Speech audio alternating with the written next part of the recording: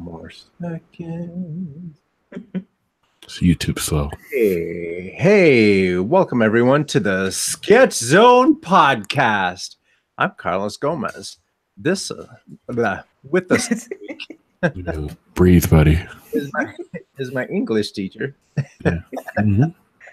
Is a lovely young lady that we met face to face. I've been listening to her for 50 some odd episodes. Yeah, we're gonna get to that here in a second. That, my friends, is Angela Entzminger. Hi, everybody. Yeah. Welcome. Thank you for having me. Yeah. Hey, coming on. Speaking of welcome, Charlie B. Williams III. What's up, everybody? I'm back. I'm here. A little sad. I don't see Jack across from me. Aww. Yeah, Jack is not here. But what? Where's Chad at? This is just again one of those things where you need to, Jack. You need to be here. You are our babysitter. I was babysitter. Like, your pillar, your rock, and it's like no, he keeps us in check. He keeps Carlos in check. Because yeah, it's gonna be interesting. Yeah. So real quick, hello to Noel. Yo, help me, Noel, because Jack's not here, and I'm scared. Oh no. Kev Scribbles can very easily be artist inspiration, but since we'll see his work here in a little bit, and you'll see what I'm talking about. Yeah, he's a good guy. Abigail Munoz is in the house. Hello, Abigail. Welcome back. So before I forget and Jack makes fun of me, let's go ahead and do. That's right, folks. If you're watching live, you can. Man, I love this show. It's all type of nostalgia. Just fun. Oh yeah. Otherwise, you can use the Sketch Zone hotline. That's 408-SKETCH-8, 408-753-8248. International callers, please use 011-753-8248.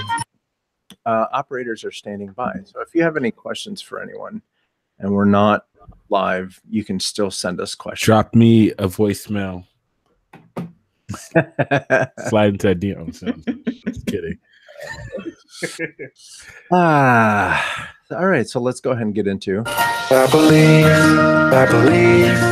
every day's a good day when you paint. Ooh, yes. This was a good week. It was. This was fun. So, as you guys know, this week we had a feeble goat painter. Feeble. Let's see what we did. Amber was here last week. Ooh, that's nice. Maestro, please. Yeah, here we go.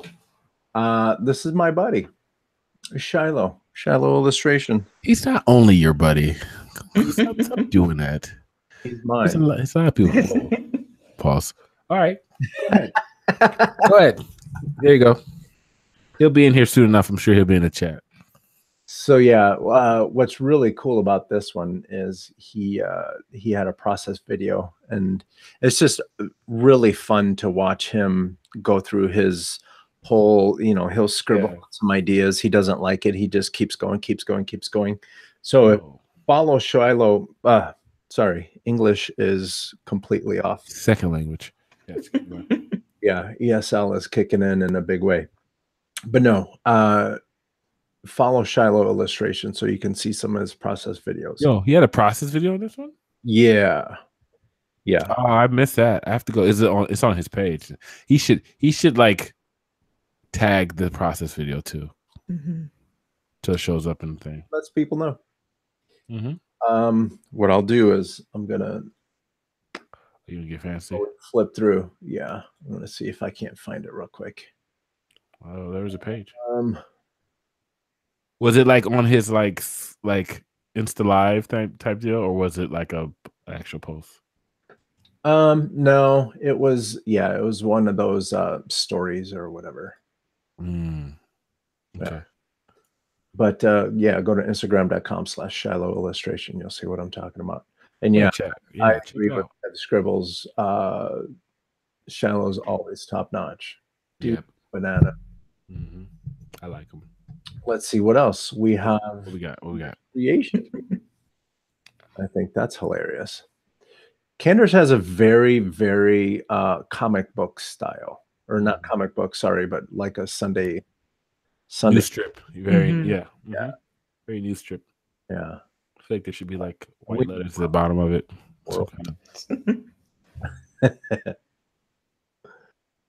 All right, let's see who else chimed in. Oh, wow, that's nice. So this one's some lighting. Look at this one. Yeah. This one, this is a good one. So yeah, Jack was messaging me. He was all excited because he did another color one. Jack with color. I mean, he needs to reevaluate his life. Oh, because like he keeps giving us these glimpses into greatness that I love his color, you know. Yeah. Not saying he can do color, but like Jack, Jack likes his black and whites. And like when he's forced to do look, it's like texture and like light and darks. It's great. A little bit of like whimsical stuff in there too. Grass right here. So much detail. How do you think like this? I'm thinking, how can I hurry up and finish my art? So I can. It's a good one. Good job, Jack. Speaking of which, this is mine. Oh, that's fun. This one's wild. See, I was like, everyone's gonna. I was watching Shiloh do his thing, and I was like, okay, so he's got the spray paint thing done. And then people are gonna do the whole easel thing. I was like, how am I gonna do something completely wacky and different? Beating her face, painting her face. She's getting ready to go out on stage. That the red lipstick just killed me. Noel said, "Oh, Carlos drew his inner self." Yes, no, it's starting. I am a goat. Fabulous goat. Oh yes, I mean she's got it, so she's flaunting it. That's great. Hey. She put on her clean sock or tennis balls too. You know, yeah. Got new ones. He's like, no, get me the stringy tank top. The one that wrinkles easily. I'm sorry. Spaghetti strap, I think those are called. Yeah. It's a good one. Hey, I know her. Hey. Yeah. Graham came in with this one. I love this a lot. Graham holding up the black and whites. This is a good one. Right? I thought this was magnificent. Hey, Corey Sisters here. Corey, what's up, man? Welcome. This one felt a little awkward. I feel a little awkward watching this one. Like I'm not supposed to be in the room. Yeah, we got to blur up. Yeah, but this is wonderful. I really like this one. No pressure, Graham, but we can definitely see this on the wall in back of me. I'll show you right when I get back to the web camera. You know you will. We're going to need this one to be printed and put on the wall. Hey-oh, Kev Scribbles. This one. Oh, that's nice.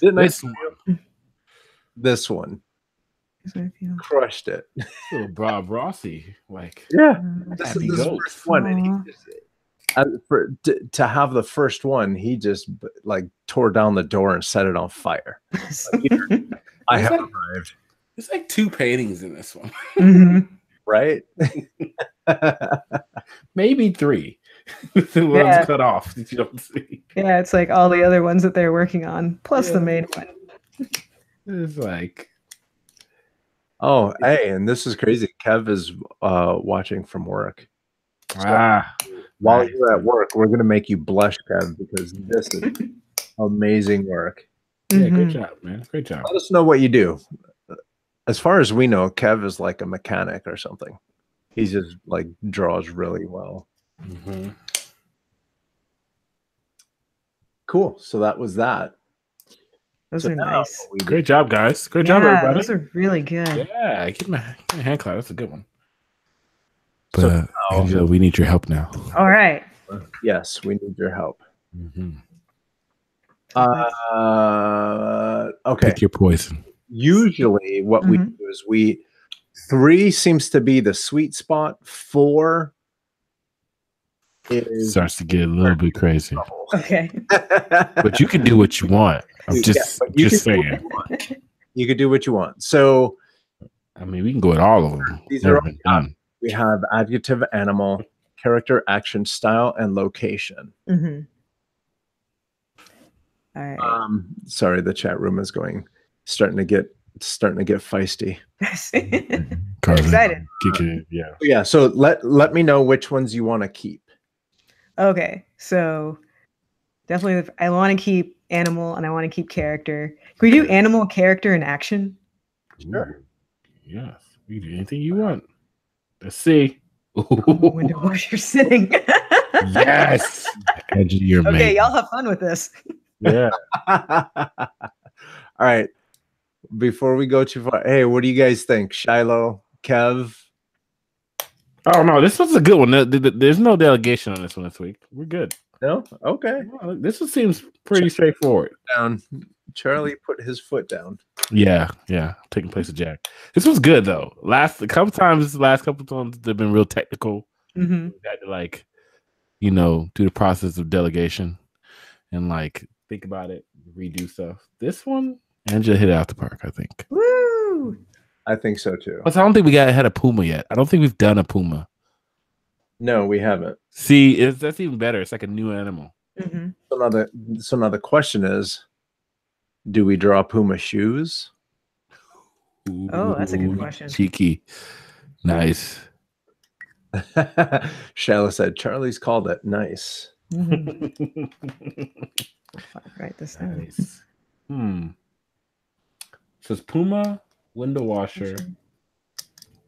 What's the last one? Oh, window washer. Sitting. Excellent. And that's how is it singing? Oh, singing. Yeah. Okay. sinning. Oh, sitting. Yo, That'd be a very different picture. If it's like, and it's singing, it's so happy. Oh man. Yo. You could do Puma or something like that. Like wearing Nikes.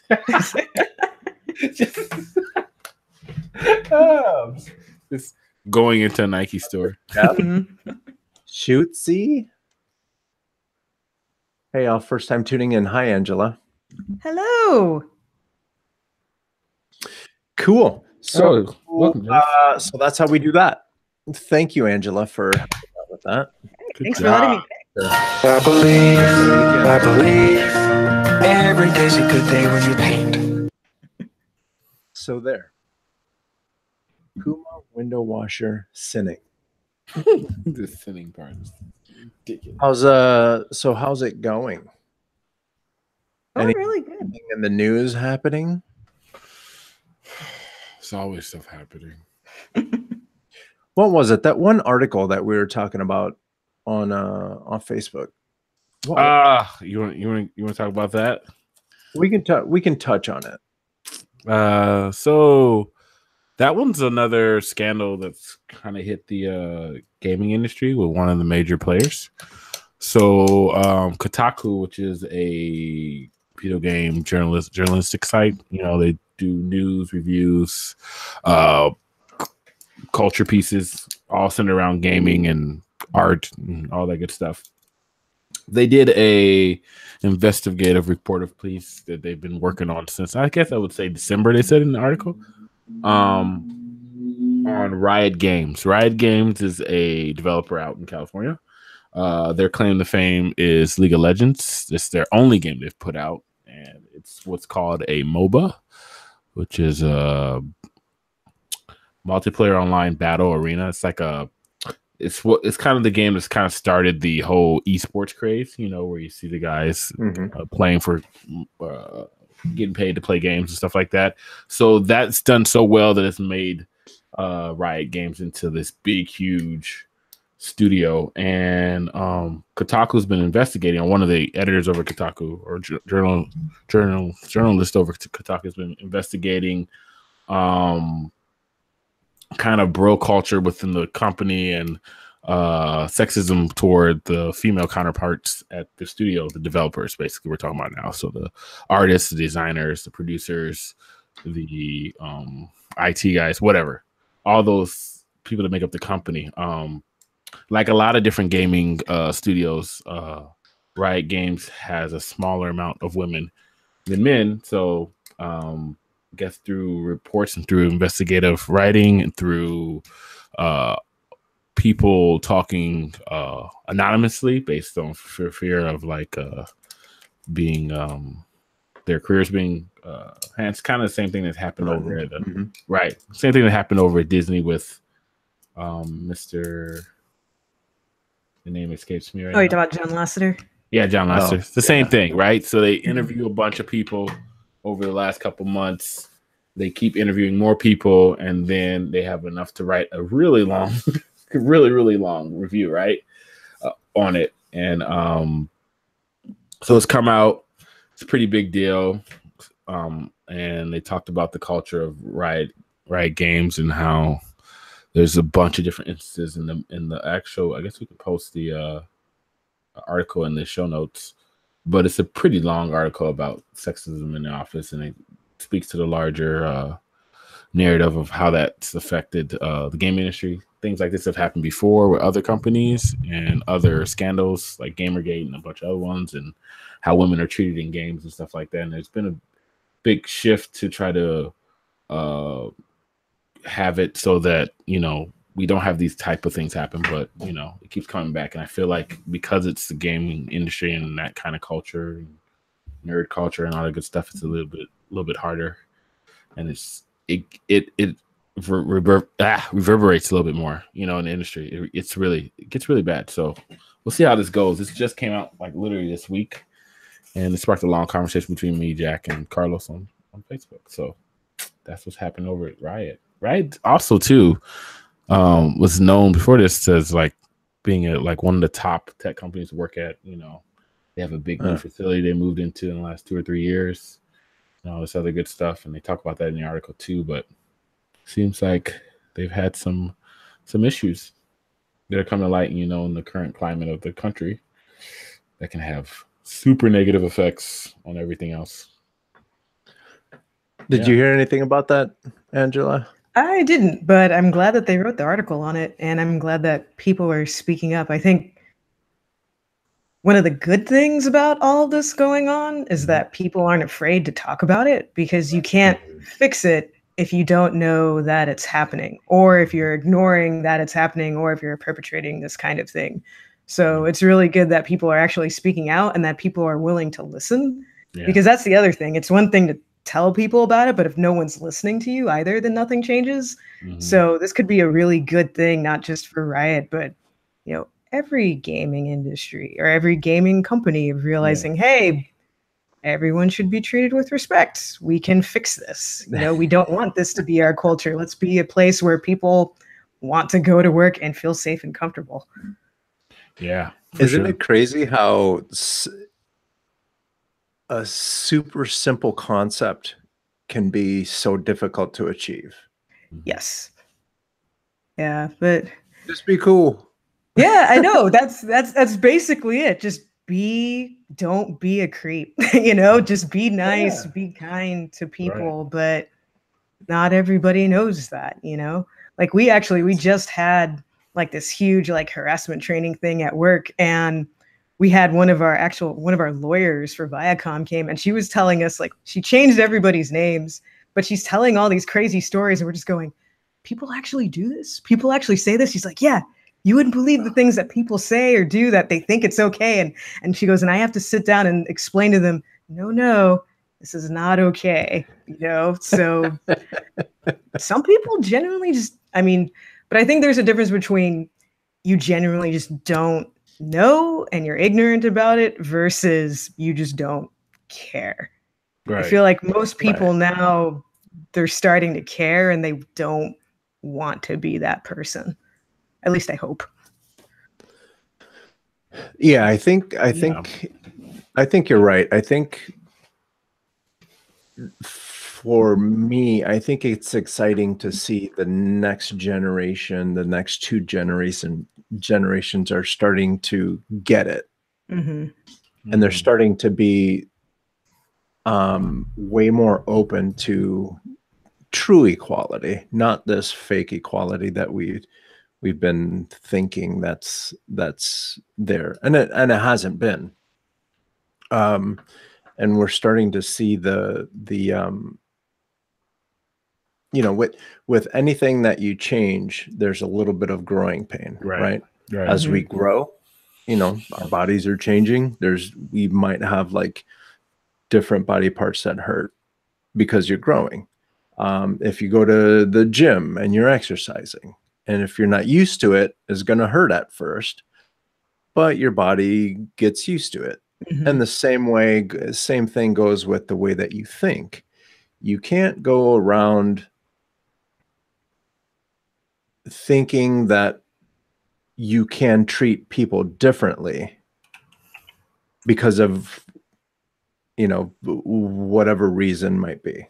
And in this case, it's a lot of guys that just don't know how to chill. Like, relax, dude. I understand this. The article was talking about teams of 15 and 20 people. Or no, maybe that was a follow-up thing that we were talking about. Yeah, Charlie, that's right. That was the Malcolm Gladwell podcast that we were talking about. Well, that's a good that explains a good thing that goes along with it. With the Malcolm Gladwell podcast that we were talking about, because as the numbers start to even out, then it was talking about I think that part of it was talking about a Harvard study that a young lady did about back in the 60s or 50s when women were inserted into the workforce more at this certain company. There was like 20 of them across this sales company, and this woman was hired to come in to understand why the women weren't doing well in the workplace.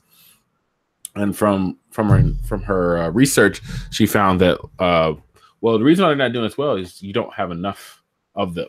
So roles start to show up based on what they feel they have to be in order to succeed in the workplace, right? So people become a hyper version of themselves, all the guys and stuff like that, because they're trying to either impress the young lady, or they're trying to show their uniqueness or whatever.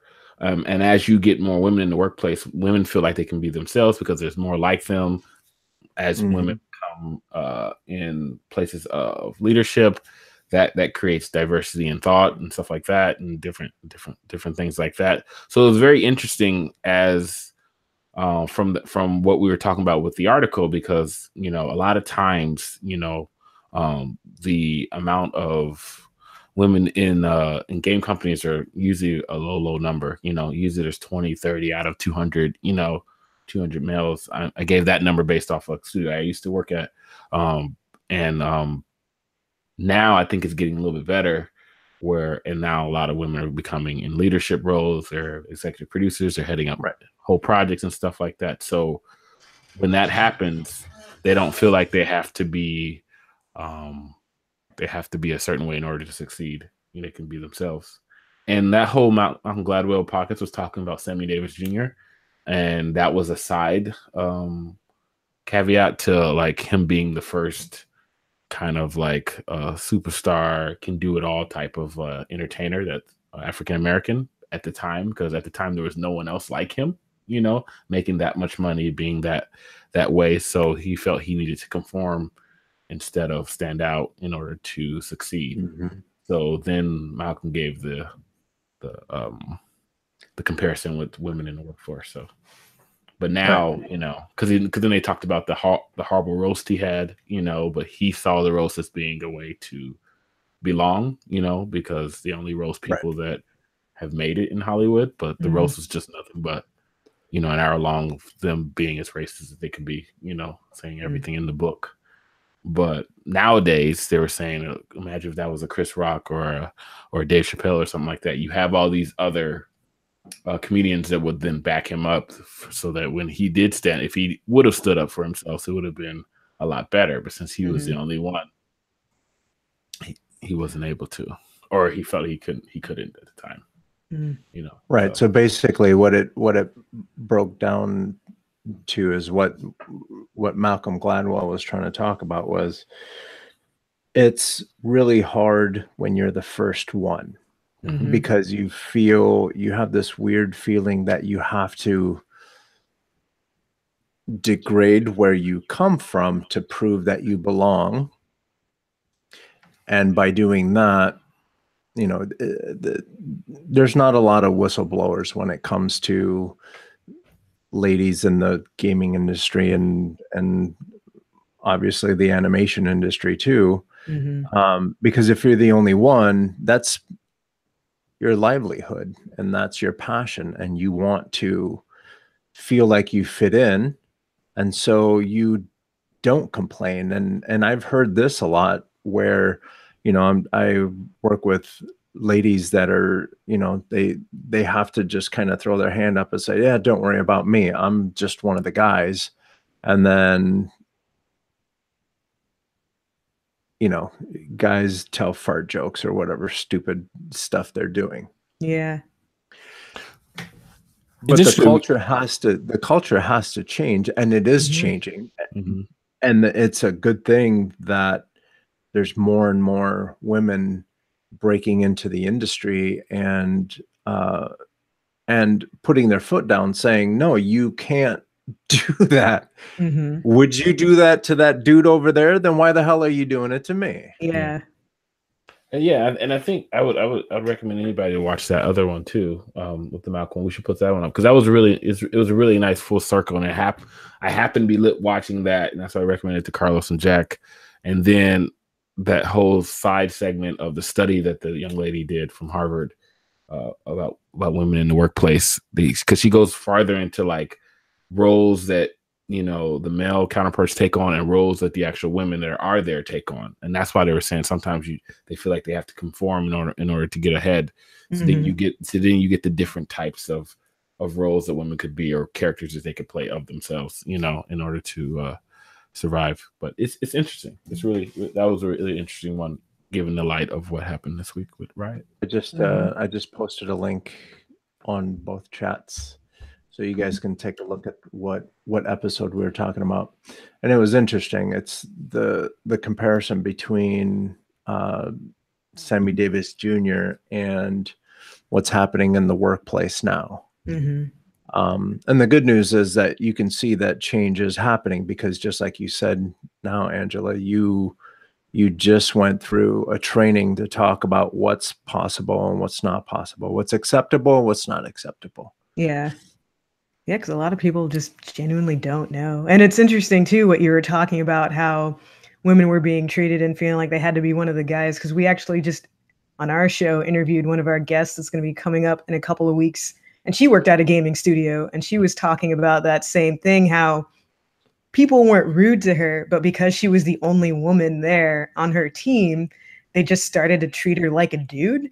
And after a while, she just felt like, but I'm not a dude. And so they'd be like, having Nerf wars and throwing paper at her head, because that's what they were doing. They weren't, in their minds, they're not trying to be mean. They're just like, well, we throw papers at each other's heads and we tell fart jokes and we swear and we do all this thing. You're just like one of us. And after a while, she's just like, no, please stop, and they're like punching her in the arm. She's be like, one of us. I don't want this, Wow, yeah. Yeah. And I mean, they thought they were like doing the right thing. Like, we've accepted you into our tribe. And she's like, this isn't quite what I had in so mind. much. Yeah. I don't like your tribe. Yeah, not so much. And I remember an experience I had too. I used to work in IT tech support, and I was on a 9-person team, and I was the only woman. And thankfully, everybody treated me just fine. They were all very nice guys. But I was out with the flu for like 4 days.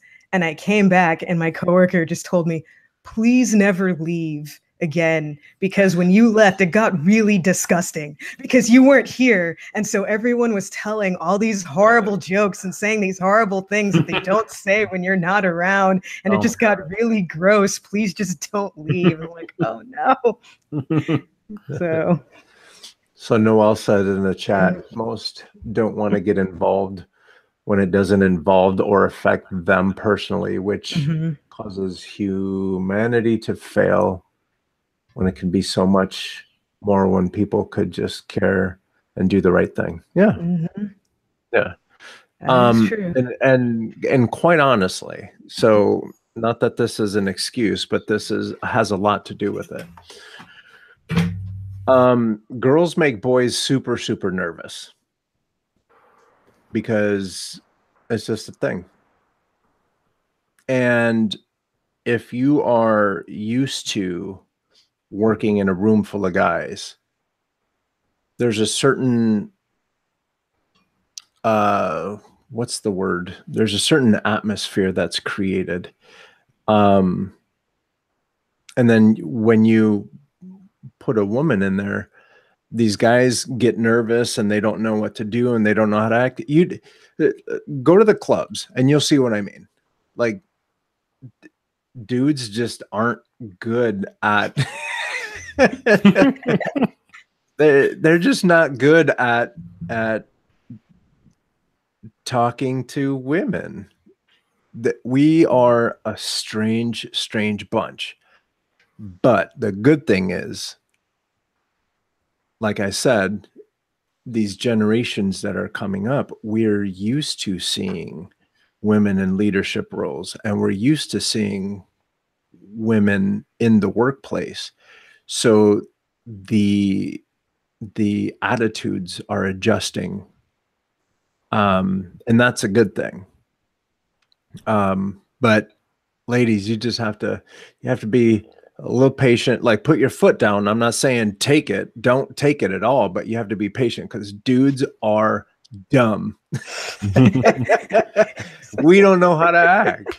We don't know how to act. I don't know what Carlos is talking about right now. I'm not dumb. Yeah. Hey, and if this helps guys out there too, like, women get nervous too. It's not like there's definitely the stereotype of, oh, women are better communicators. Women are more empathetic. We understand. Not every woman. A lot of women don't have those kinds of social skills that you think that women have. And even if we do, we get nervous around men too. We get nervous in business situations and having to give presentations and being with different groups. So yeah, just understand everybody can be nervous. So just talk to people. Just get to know the other person as a person. Yeah, for sure. Noel said, yeah, but if you have a mom, you should know better. And nervous or not, respect isn't gender specific. Yeah, I agree. Yeah, that is true. I agree. But there's a difference. Know. There is a difference between your mom and someone that is at your same level. Yeah. Because I can talk to my mom until the cows come home. I can't really say that anymore. I was going to say, but if there's like a cute girl that I see, I get a little flustered and I don't know how to. You always say the wrong thing. Not always, but most of the time you say the wrong thing. Yeah, I can see and I'm talking because I have absolutely no experience as a woman. So I'm talking as me, right? Mm-hmm. But the thing is, I can turn it around and I can take a look and know that there's certain things that you don't say at work, whether or not there's women there. There's certain things that you don't say at work. There's certain things that you can say in a locker room that you might not want to say at a church. So you got to know your place and know your audience. And just again, it all boils down to just be cool. Stop being creepy. Mm-hmm. Yeah. Yeah. And I mean, I know I've known men that they very much respect their moms, but they don't respect other women. Mm-hmm. So sometimes people have this weird thing where they'll categorize people. So it's, this person's okay, but this person is not. And it shouldn't be that way. But I've seen it happen where they'll treat this woman fine, but these other women here, they will not give any respect to whatsoever. And that's just something that people need to learn, that that's not okay. You should just treat everybody with respect, no matter what, whether they're related to them or they're your friend or you know them personally or whatnot. Mm-hmm. Yeah, I remember I was younger, and when I started, looking at girls in that different way, right? Because at first you playing when you're, in your single digit years, everyone's basically the same. But then once you start seeing the girls in a different way, then that's when my mom is like, hey, I can see that little gleam in your eye. Remember that you have a mother and a sister.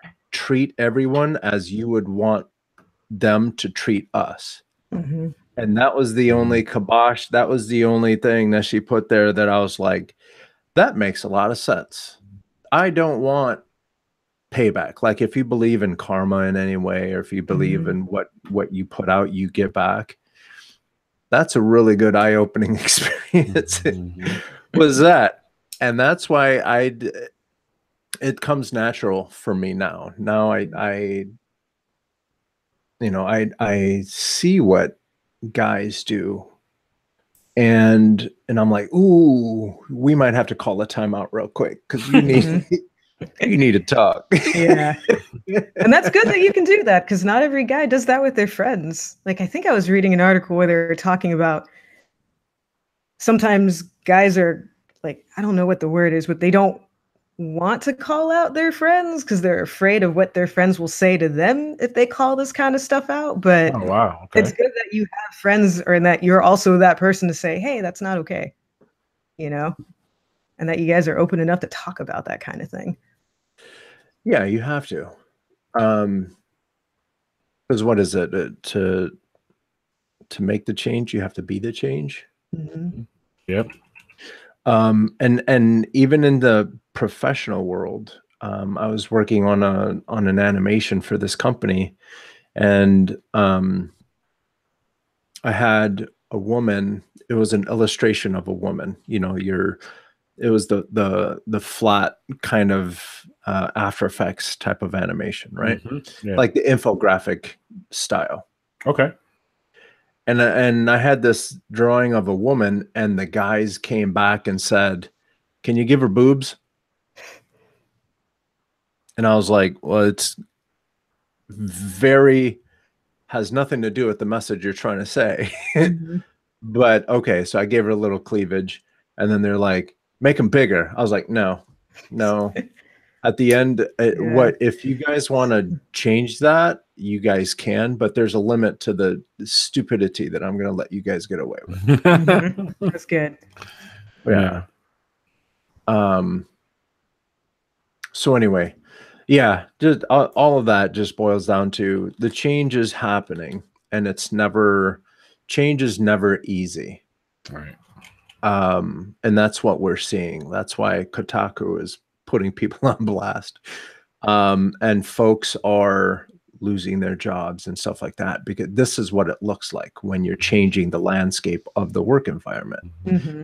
You have to, like everyone on the chat room is saying right now, respect should be easy. Just respect each other and things will be cool. So I wanted to, while we're on this topic, I wanted to talk to you, Angela, because I was reading up on you. Yeah. And well, we'll get to that part. The part where you were in college and you started, I think it was a website. Oh, are you talking? Okay. I'll see if I can't. Oh, Women in Animation in San Francisco. Oh, yeah. Are you originally from the San Francisco area? No, so I'm actually from Bakersfield. So I was born in Bakersfield, and then my dad worked for a petrochemical water treatment company. So when I was 1, we moved to Houston. And then when I was 9, we moved to Ventura. And then when I was 14, we moved back to Houston. And I've just moved all over the place for work. But no, I went to grad school in San Francisco. I went to Academy of Art. And before I went to grad school, I lived in New York. I wanted to get into animation. And so I joined Women in Animation, and I really liked the group. It was really good. And so then when I moved to California and I was in art school, I thought, okay, I'll join Women in Animation again. And there wasn't a chapter in San Francisco. And one of my friends, Mary Kate Dengoya, I want to give a shout out to her. She went to SIGGRAPH and she met a woman who worked at Pixar named Angelique Reich. And both of them wanted to start a women in animation group. And so Mary Kate asked me if I wanted to join them to do this. And we basically just contacted the Los Angeles chapter and said, hey, we want to start a chapter in San Francisco.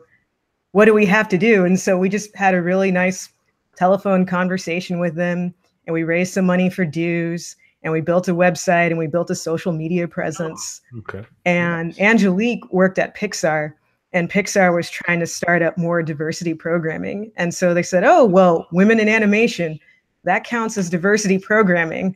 How would you like to have your meetings at Pixar? And we thought, oh, this is fantastic. Perfect. So, and that just drove in more people to join because everybody loves Pixar. Yeah. So it was basically became, oh, come to Pixar and hear, you know, different women at Pixar and different companies come and give talks and get to meet people and get to network. So we had so great. Yeah, we had Mary Alice Drum, who's a producer there now. We had Darla K. Anderson, who used to be a producer there. She recently retired. So we would just have all these different events. And I think at one point we had like 200 or 300 members. Man, so, just put a battery in you guys' back. Yeah, so it was great. Just the venue itself brings people like, oh yeah, I'll go talk at Pixar tonight. You know, like, you know, the problems that you would normally have trying to get I mean, Carlos knows he started chapters in user groups and stuff, but think about it, like, I guess I'll come over and speak. Yeah, so I mean, so it's awesome. It's not a hard sell. Yeah, when it's at a studio that people like, and also we had a lot of support. Yeah. And I think that's the thing. I mean, not only did the three of us, we had each other, so we had each other to help out with the website. We would meet with each other, we would talk with each other, but we had to put a board together. And so we put a board together of different people that we knew from school, and they were all very helpful. And then Pixar was very helpful. And then word just got around. And also a lot of people at Pixar, they had inroads with a lot of the different colleges in the Bay Area. And so they would contact different students that they knew at those colleges and would invite them to the events. So it all just ended up being just a really good circle of just students and professionals. And what was the board for? So why was that one of the requirements of the chapter? One of the requirements of it, you just had to have, because in order to form a chapter, you had to have a certain number of signatures of people saying, basically, we think this is legitimate. So we are signing our names. So we had to have, I think it was 12 people, and they didn't care who those 12 were. They just had to be 12 people that they knew, that we knew, would stand for the organization. And so because we basically started off like as a student organization that was able to branch off into a professional organization as we had more meetings. But we just had 12, people that we went to college with that we just knew were very reliable. These were the people that they went to class, they did their homework assignments, they were in the other organizations that we were in. Basically, we knew they weren't going to flake out on us. And so we just asked them, hey, you're really reliable. We know that you'll come to every meeting. Will you sign your name on this official document so that we can send it to LA? And they all said yes. That's awesome. Mm-hmm. You said, go ahead, Carlos. Do you find this area? I'm up close to San Francisco now. Do you find that the companies and the colleges do a good job of supporting each other? I don't know how it is now. I mean, now I'm down in LA. I've been out of San Francisco for 3 years now, but when I was there, the community seemed pretty solid. I mean, our group did a really good job. I remember I used to go to SIGGRAPH events fairly often, and also AIGA would have events pretty often. And then there was an ASIFA chapter up there that would have events. So I found that people were very helpful and they were very nice. The only downside to San Francisco was just that the industry is a lot smaller. Yeah. So you didn't have as many people coming to events as I've seen down in LA. And also, it was a little harder to get around because the studios are a lot more spread out than they are in LA. So sometimes it was harder to have people, let's say from ILM, come to an event down, in Stanford, or to have people from Telltale come down to Pixar. So like logistics wise, it was sometimes a little tougher to get people together, but it wasn't from a lack of interest. Real quick hi to Time to Animate. Welcome. He's in the chat. I like that cats are cats. So with that being said, then like, are you still involved in the LA chapter now? Did you make the switch over? Are you still involved? Not so much now, but I go to a lot of the events. So Nickelodeon just had a Women in Animation event on Tuesday. That was really cool. We had Dana Claverius, who's one of our executives in charge. She interviewed Mary Harrington, who's one of the women that essentially she's the reason why Nicktoons exist. She's the one that greenlit Ren and Stimpy, Rugrats, and Doug. So they had an hour-long chat about just how to pitch and develop a show, which was really cool. And they had an art gallery featuring different female artists here at Nickelodeon. And there was food, and there was drinks, and there was music, and they opened it up to the public. And so we had students and different professionals. So I get to go to a lot of the events, but I don't really have time to be super involved with stuff. But the chapter down here, though, is good. I mean, they have events all the time. Really? Like all the time. Yeah, they have at least 2 to 3 mixers a month. They've been doing a lot of things with having talks with voice actors. They've been having this whole writers thing. They have like mentorship circles now. Like I know one of our interns is in some kind of mentorship group with a professional artist, and she gets to meet with her every week, and they basically talk about career and how she can go to where she needs to be. So they're pretty good. So then it's almost considered like a nonprofit at this point, right? They are a nonprofit. Yeah. Because 3 events in a month. I mean. Yeah, they get a lot of sponsorships. I know they get sponsorships from like, I think Nickelodeon and Disney and DreamWorks. Like they've been doing a really big push just to have, more company involvement and more people like being able to fund them with different things. Right. Interesting. That's awesome. Shiloh's super excited that you have a lot of Australian birds. Oh yeah, the LA Zoo is great. I love the LA Zoo so much. Kev Scribbles says, loving the shapes and the lines, a lot of rhythm in that ostrich. Oh, thank you. So yeah, it's really cool. Yeah, we talk about that a lot, where you don't need a lot of line work to deliver the message. And your portfolio is a very good example of that. It's a lot of rhythm, a lot of flow, and not a lot of extra lines. Thank you. You're doing on purpose? That's something I've been trying really hard at, actually. You mentioned that. That's one of the things that our teachers at school just really tried to hammer into us was just being able to express yourself without a whole lot of extra stuff and just trying to have really good construction. And it's something that I have not mastered by any sense, but I'm still trying to learn as much as I can, and reading books and taking classes and practicing and going to life drawing and going to the zoo and doing cafe sketches, because it's kind of weird. I remember when I got to school, I thought, oh, in 3 years when I graduate, I will be a master, and then I will work in feature, and then everything will be great. And I got out of school and I looked at my portfolio and went, oh no, I need to practice more. It's not a thing of as soon as you're done with school, you've just arrived. And even it's crazy. There are people on our team who've been working for 10, 15, 20 years, and their artwork is phenomenal. And I ask them about it, and they just go, oh yeah, it's okay. But you know who you should look at? You should look at this person over here. So even they don't think they've arrived yet either. Oh, wow. It's going to happen no matter what you do.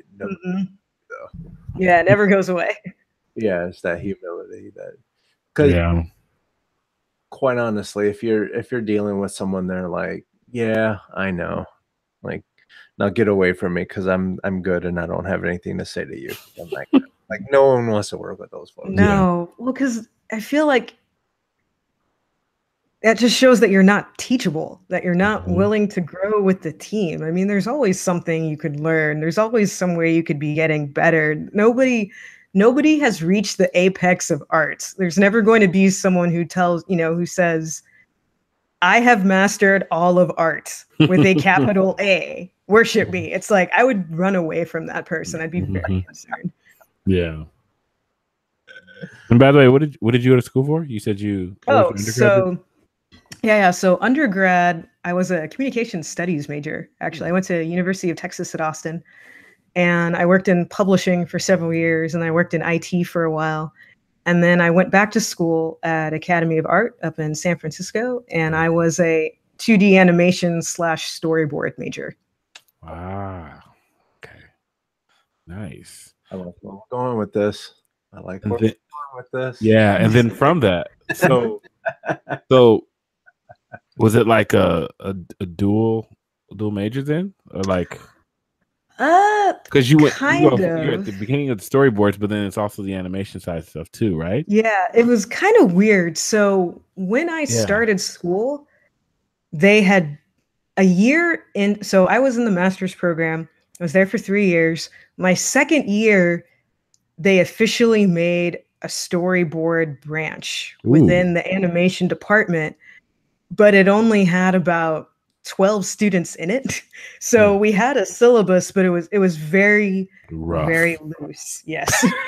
Yeah, very, very loose. I feel very fortunate that I had a couple of teachers that were really, really into boarding. So I was able to just essentially glom onto them and just say, please teach me all that you know, because I want to know everything about this. And I know practically nothing. But the first year I was a 2D animation major because, growing up, I used to watch, very familiar story. I grew up watching all the Disney movies. I grew up watching all the Don Bluth movies. I grew up watching all the 80s movies, like Raiders of the Lost Ark and Return of the Jedi and Star Trek 4 and all this stuff. And so I just thought, I want to work in animation.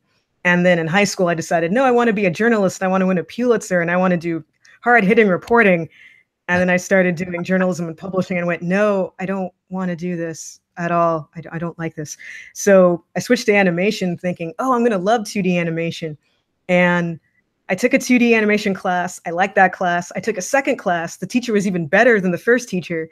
And I did not like animating. And I thought, okay, I don't like doing this. And my teacher's great. We have really good facilities. I have nothing but time, all the materials that I need. I don't like this. And right about that time, I was also taking a storyboard class, and my storyboard teacher recommended that I talk to one of his colleagues. And I met with this other storyboard teacher, and he was just great. And I used to just go to his office every week and just show him all my stuff, and he'd like tear it apart. And I realized, I want to do storyboarding. And then I found out that we had this major and it only had 12 people in it. So they didn't have a whole lot of classes. And so basically the director of my program kind of helped me jerry-rig a syllabus together so that I could take some storyboard classes. But I also took a couple of motion picture and television classes. So I took a cinematography class and I took an avid editing class. And after that, I thought, storyboarding's great because you get to draw, you get to edit, you get to write, you get to character design, you get to prop design, you have to know perspective, and nothing has to be in color, which is good because my color theory is not great. So I thought, okay, good. I could just draw in black and white. I knew there was something there when you said that double major. Like, that's a weird dichotomy there. I want to do it all, but I'm going to get lazy. I don't call it lazy. I call it like very focus. Tactical. Focus. Thank you. Focus. Thank you. Don't let Carlos start. Thank you, keep him in check. No, I always like to hear storyboard artists like origins because obviously I've done my little research, so I knew what you did, but I was always wondering like, why are you picking storyboards if you start out with animation? But that makes sense now. And that's cool. How'd you do the editing class? That sounds like a really good professor at the time of like making do with what I taught for a little bit. So making do with what you can with a new degree. Like you guys were like the trailblazers. I'm sure it's all fleshed out now. I hope so, because now it's been 5 years since then. So I hope it's all figured out. Because I'm like, don't have to go through all so we're that. in an Avid class. Yeah, that'll be good for her. I'm surprised you didn't say you did. Yeah. You took like a photography or cinematography class or something like that, theory or something too. Mm-hmm. Yeah, the cinematography class was fun because we got these little Canon cameras that are the size of a Coke can, and we just had to go out and just film stuff. And I'm like, this is neat. Yeah, you know? I've seen that too. I recommend everyone take an editing class. It's just a useful tool just to know how to edit. And that class was great. It was a 6-hour class. It was on Fridays. So we learned how to use Avid, but we also watched a lot of movies. Yeah, you have to watch a lot of movies. Yeah, we watched like Do the Right Thing. We watched Natural Born Killers. We watched 2001, you know, because in my animation classes, we're watching Pinocchio and Dumbo, and all those movies are great. But it's nice to watch other stuff. Well, it's cool when they break it down if you had a really good teacher then, right? You break it down, turn the volume off, and then you start looking at the edit points. Yeah, it's really cool. I've watched some other podcasts and we didn't have an Avid. I think we had a different editing class back in college and stuff like that, and a couple other colleges taught it. And those teachers that are really good cinematographers, when they start breaking it down, it makes you look at movies a lot better, a lot differently, you know. And some of the other like artists that are in film and stuff like that talk about how who's the king of the edit, and how, you know, you get into the classics like Alfred Hitchcock and how he used to have his stuff edited, and then other major directors and stuff like that. And it's just like makes you look at movies a lot differently, you know. So it's cool. Yeah, I'm reading the comments because Abigail went to my school and she's saying it's a fairly popular department now. That's good to know, because we had very few people. Nice. Because you get to draw and not have to worry about color theory. Yeah, well, I still had to take color theory. Yeah, I still you don't get out of class. No, I learned how to use gouache. So yeah, what was your color theory? Were you painting chips? Oh my god, I hated that class. Because I mean, I need to preface this. I learned it was very helpful. I learned a lot, you know, but it's kind of like I learned in spite of myself. I had a very difficult teacher. We did not get along, but she taught me a whole lot of things. And I learned all sorts of things about color that I knew nothing about, and we just had to paint all these different swatches, and we had to just thinking about it now. Now tell me how you really felt about that teacher. I hated it. But now I know how to paint, so I guess it worked out okay. Oh, I remember those chips. I was cool. You're always cool the first week. They always rope you in. That's like fundamental design class too, with like point line, plain on stuff. But they rope you in with the color thing. I'm like, oh, cool. But you're only doing grayscale, you know. But like halfway through, you start getting them colors, and you know they're not right.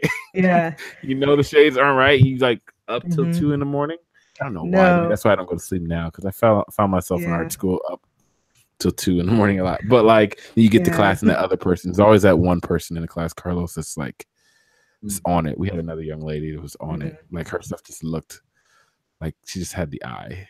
I became friends with that person because my friend Aaron was really good, and I just basically went, "How are you doing any of the things that you're doing? Because it's amazing." And then I found out, she did, undergrad art for 4 years, and then she taught for 2 years, and then she went to grad school. I'm like, okay, so this is just practice. You're a teacher. It actually made me feel better. Well, it made me feel better because I'm like, you're not just a wonder kid. You actually studied and worked hard and tried and failed and tried and failed. So it was good to know, That's awesome. So fast forward. Let's go back. Go ahead. Let's go back. Okay, let's go back. Go ahead, Carla. We're going back. I'm jumping ahead. All right. When you went and talked to your parents about wanting to get into reporting and stuff, and then you said, changed my mind. I want to go into storyboarding. What was that conversation like? So it was actually a very easy conversation because So I went to, it was communication studies for undergrad, and I was living in Texas. And then I moved to New York and I worked in publishing. And then I moved to Colorado and I worked in publishing and IT. So by the time I went back to grad school, I'd already been out of the house for a decade, and I'd been living in 2 different states, and I paid for grad school myself. So here's the thing. If you're living on your own and you have your own job and you're not really asking your parents for money, and then you say, hey, I'm going to change my career, but don't worry, you don't have to pay for it, they will probably be on board. You're like, let me know how that works out. Good job. Yeah. Plus, it helped that, I was always drawing ever since I was a little kid. And they knew how much I loved to draw. They knew how much I loved television. They knew how much I loved movies. I was always drawing things all the time for, my grandparents and my cousins and my aunts and uncles. Like my dad used to take me to his office and I would draw on the whiteboard. And so it wasn't really a surprise to them, but also they knew I was going to make good on it, because when I told them that I wanted to move to New York and worked in publishing, they thought I was crazy, because they're like, why do you want to move to New York by yourself in this, city that has 11 million people? Wouldn't you rather stay in Houston? I'm like, no, I do not. And, I moved to New York and I did fine. And they went, oh, well, if you can move to New York and get a full-time job and get an apartment and you're fine. Oh, you just want to do art now? Oh, that's a lot simpler than living in New York, being on your own. Like I remember one time I called my dad and he's like, oh, how was your day? And I'm like, hey, Dad, I cussed out this guy on the subway who pushed me, and then I scared away a rat. And he was like, you're fine. You're doing totally fine. We don't have to worry about you. You're fine. So, which is funny, because if you ever meet Angela face to face, you would never think that she just cussed out some dude and snatched pizza from a rat. Yeah. And that's why I left New York, because I'm like, oh, I'm becoming a kind of person I don't want to be. I don't want to stay here. I need to go. But that's basically, you just have to, it's going to be different for everybody. Like I've talked a lot with people about, especially if you're younger, if you're like 17, 18 and you're just out of high school and you want to major in art, and maybe you're the only artist in your family, or you're the first person to go to college, or you want to go to an art school that's really expensive and really far away. That's a much harder sell than if you're an adult who's been on their own for a decade. Mm-hmm. So it wasn't a hard sell for them. They're like, well, this is your dream, and you did all these other things that you said you were going to do, and you did it. So we have no doubt that you will also do this. Mm-hmm. Yeah. So I just went and did it. Yeah. And they were very supportive, which I'm very thankful for. That's great. Mm-hmm. And one of the cool things that I also learned about you, or part of you, is well, we met at Ground Zero Animation Expo, mm-hmm. Which is for us fantastic. But it's wonderful.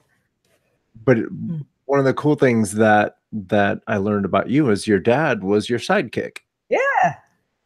Yeah, my dad helped me at the booth. It was really neat, because so Ground Zero Animation Expo, I just want to give a little bit of backstory for all you guys listening out there if you don't know. So it's absolutely great. It's a woman named Eva. So I don't know how to pronounce her last name. Sawinski. Sorry, Eva, if I pronounced your last name incorrectly. But she's great. She basically started this organization from scratch, her and her wonderful volunteers. It's out in Stanton, California.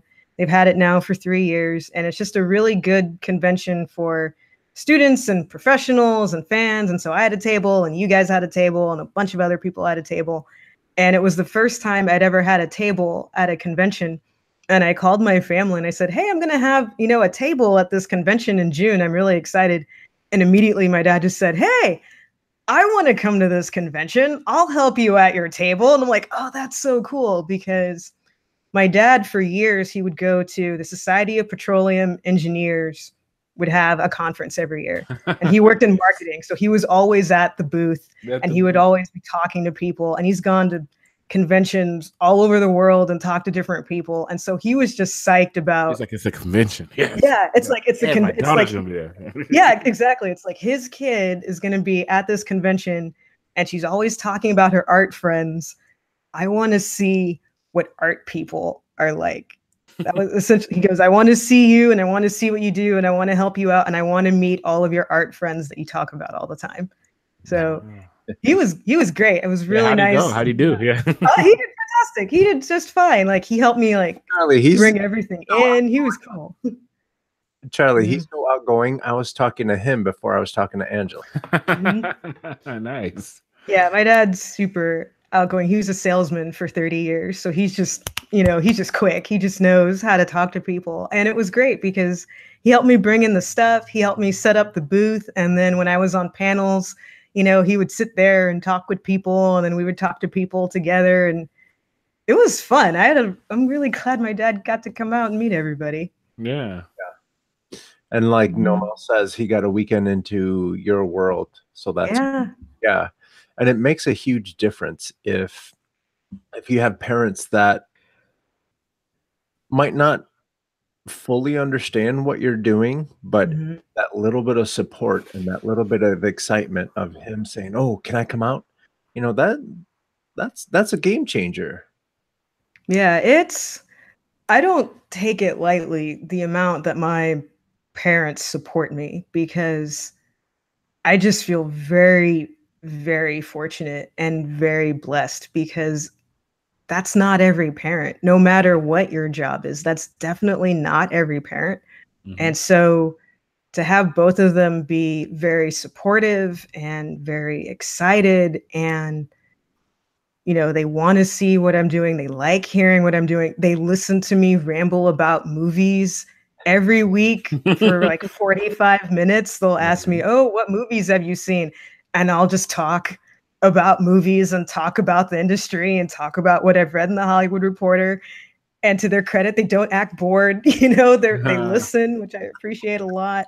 And they've come out to visit me. They've come out to visit Nickelodeon, and they really got it when I got a studio job, and they were able to come to the studio and they were able to walk around and meet my supervisors. That's when everything clicked, because they looked around and went, "Oh, this is exactly where you need to be. These are the people you need to be with." And I showed them, these are the breakdowns, and these are the spreadsheets, and this is the animatic, and this is what everything looks like, and this is how long everything takes. And then they finally realized, "Oh, you're doing a real thing." Although it was funny though, because my dad's looking around going, "How does any work get done here? You guys have like an arcade and music and swings and all this food and candy. It's like you guys are paper at your head and Nerf fights." And he's like, "No work's getting done here." And I'm like, "We're doing work." He goes, "What are you guys doing tomorrow?" And I'm like, "Cinco de Mayo party."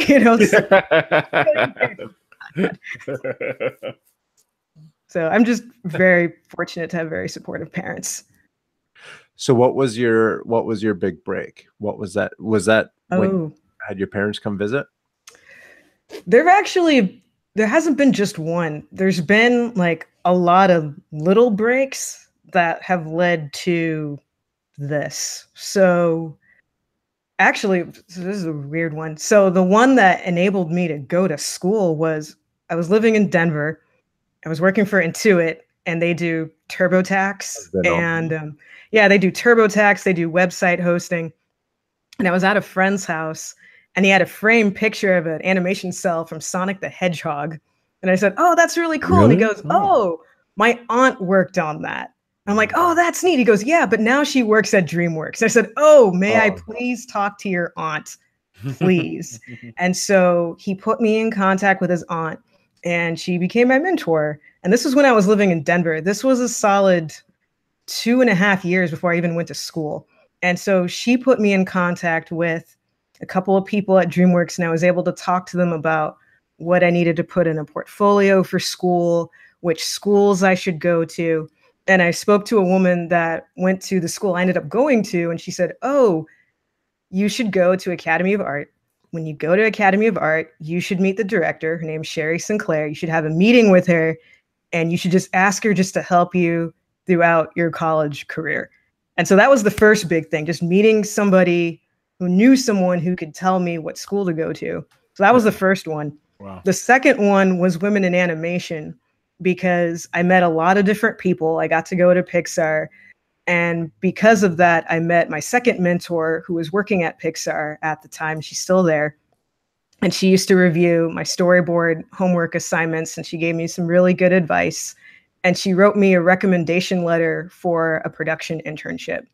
And so I got an interview for a production internship. And during the interview, this woman came in and said, "Oh, I know you. You help run Women in Animation. I've been to all your meetings." And I'd never seen her before. But it turned out this woman who'd been going to all of our meetings was one of the internship coordinators. So I ended up getting an internship at Pixar. And so that was huge, because that was the very first animation job I ever had. Like 6 months out of school was at Pixar, which just, blew my mind, because I graduated out of school thinking, I don't know where I'm going to work. I don't know what I'm going to do. I don't know how I'm going to support myself. All my friends are getting jobs. I think I'm going to starve. I don't know what's going to happen. Fast forward, I'm like, I'm at Pixar. I'm kind of freaking out right now, but this is really cool. So, so I get this internship. Charlie, hang on real quick. Charlie, she's walking around with a chip on her shoulder like, oh yeah, Pixar. Oh, no, yeah. I was just trying not to freak out. You see these people that you see in the behind the scenes DVDs walking around, and they're telling you hello, and they're introducing themselves because they've never met you. So they're like, "Hi, my name's so-and-so." And you're just like, "I know exactly who you are. I know everything about you, but I can't tell you that because then you'll think I'm a crazy person." And so, you just have this, like we were talking about earlier. Yeah. Don't be a creep. Yeah. So I just have this IMDb Rolodex going through my head being like, don't do it. Don't do it. Inner monologue. You need to keep that contained. Keep it cool. Keep it cool. Yeah. So I'd just be like, "Oh, it's very nice to meet you. Good day." And I'd walk away and freak out, So that was the second big break, was that internship. And then I guess that's the third. So first one was meeting mentor who worked at DreamWorks, helped me find a school. Second one was Women in Animation. Third one was Pixar. And then the fourth one was moving to LA and starting the podcast, because I'd been wanting to do a podcast when I was in school, but I was, when Women in Animation and working on my thesis project.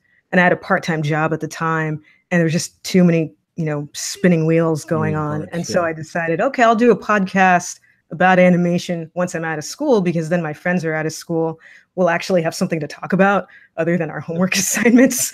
And I thought, well, if we start it now, it'll be like, hey, so we're all students and we're all unemployed. What's that like? I'm like, oh, that'll be the saddest show ever. We can't do that. Yeah. And so, so I started this podcast, and I met this really great guy. You guys have interviewed him, actually, Chris Kimberly. Yeah. Animation Chris. Network. Shout out to Chris. Love that dude. Yeah, shout out to Chris. Dude. Yeah, him and his team, they're so great. So I met Chris, and we were talking about podcasting, so he gave me a lot of good tips.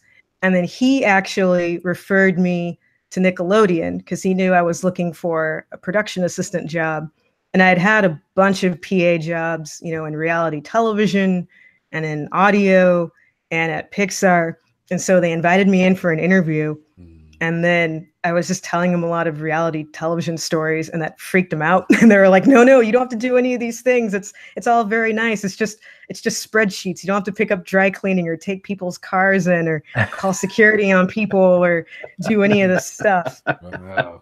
And so, so that's what enabled me to work at Nick. So it hasn't been just one thing. It's been a lot of little things. And that's actually, I like telling this story to people, because I think because of movies and television, you think that, oh, there's going to be some huge flash of lightning, and then that's the thing that'll get you in.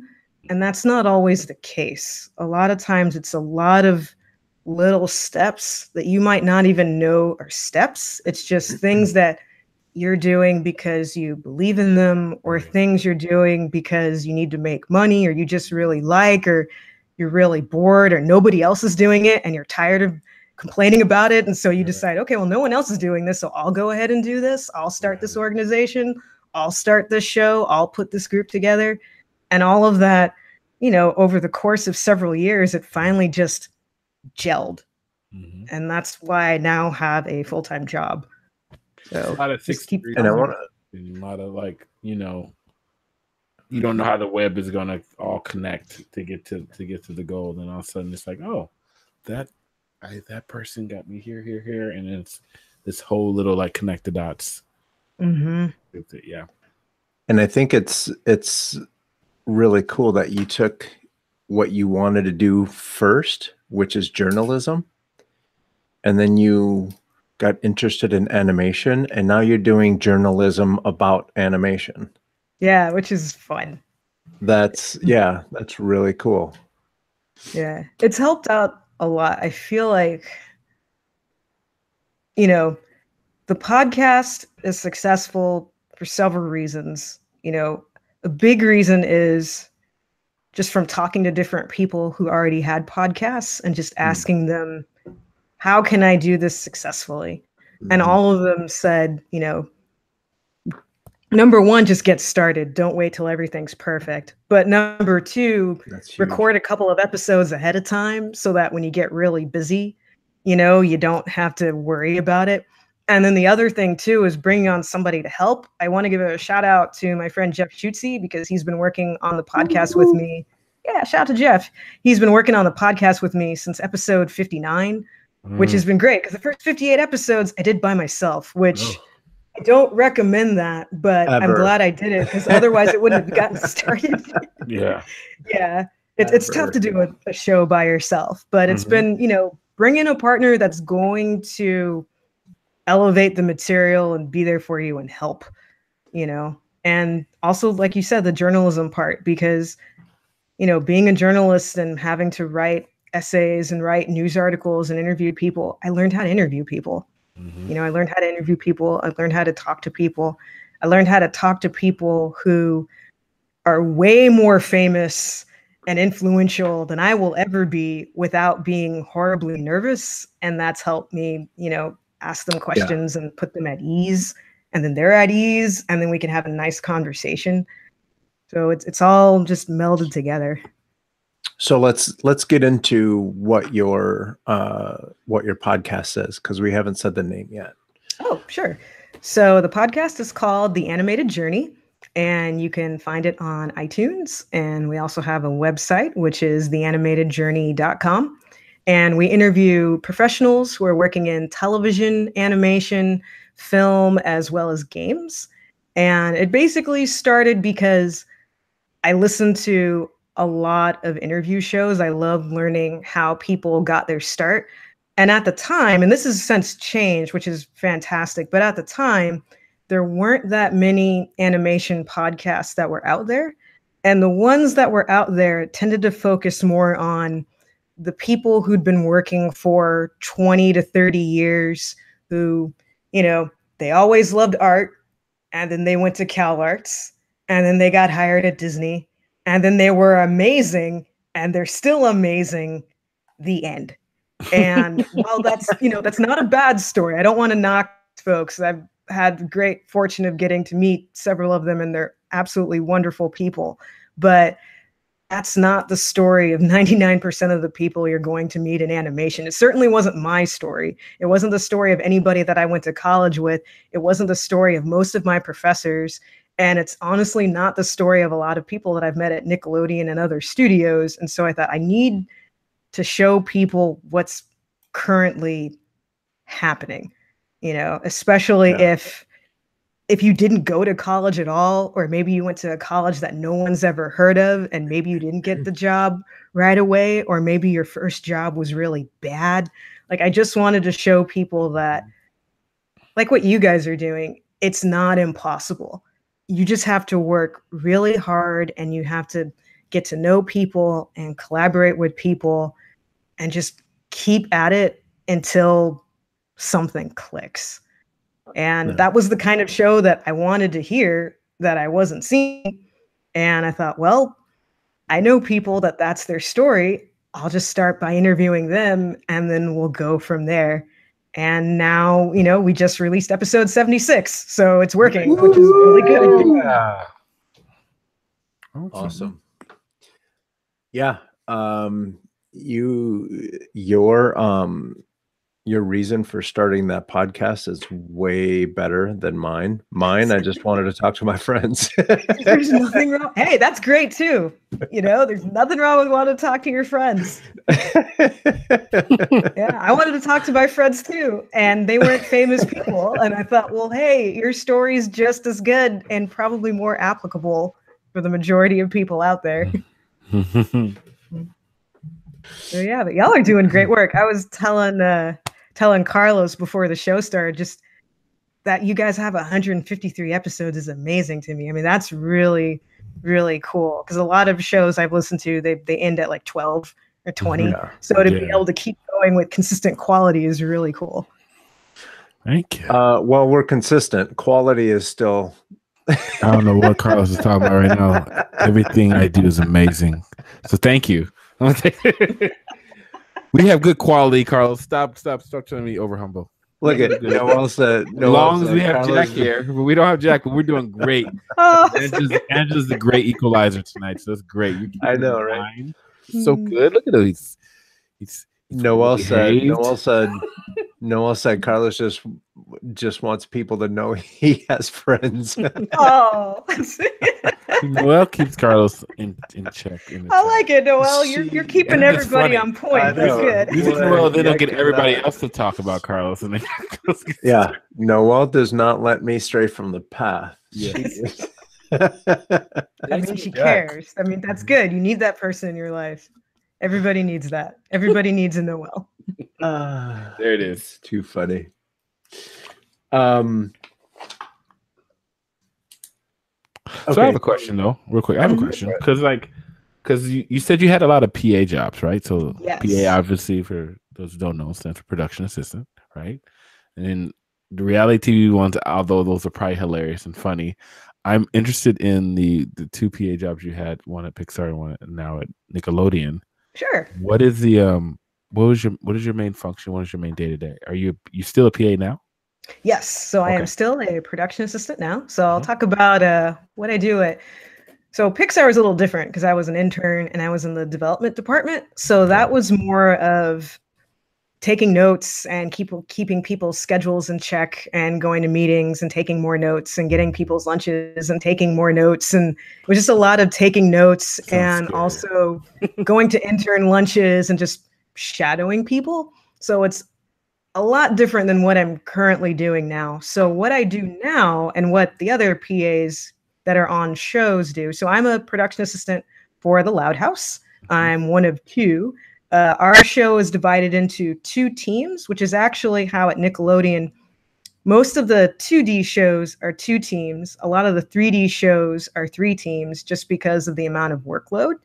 And so what that means for our show is we have an odd numbered episode team and an even numbered episode team. And so we switch off because we ship an episode out to Canada once a week. And for people that don't know, so we do all the pre-production and post-production here at Nickelodeon, but the animation is primarily done in studios overseas or in Canada. And so our show is animated at this absolutely fantastic animation studio called Jamfield, which is in Toronto. Very nice people. So my day-to-day is I go to animatic meetings, I go to storyboard pitch meetings, I go to breakdown meetings, and I take notes. And so the storyboard pitch meetings, what those are is our storyboard artist who's doing that episode, they pitch the show and everybody on the crew can go. Okay. So like 30 to 35 people will be in the room for this person to pitch. And they're pitching it not only to our team, but also to our executives. And then myself, along with our coordinator and our executive assistant and our other production assistant, will take notes. And so we take notes on any notes that the executives or the art director or the storyboard director will have on the episode. And we basically archive those notes so that if there's anything in question of what needs to change, or if there's anything that standards and practices we'll need to look at, we have a record of that. I also do the same for our animatics, which are just basically you're just stringing all the storyboards together and you're cutting it to music and sound. Okay. And then the biggest thing that I do is it's called a breakdown. And so what a breakdown is it's a meeting with the art director, the production coordinator, the storyboard revisionists, and the other PAs. And we sit in the conference room for about 2 hours, and the art director goes frame by frame through the storyboard, and she picks out everything that's going to need to be designed. So all of the props, all the characters, all the effects, all the backgrounds. And she also picks out everything that's a reuse, which is everything that we've already created for the show. And so then myself and the production coordinator, we split the jobs in half. So I do the characters and props and effects because our effects artist is the same as our prop artist. So it's the same person. So I do that and he does all the backgrounds. And we basically just go through the storyboard and we have an online database and we just look to see, does this item that needs to be created, does it already exist?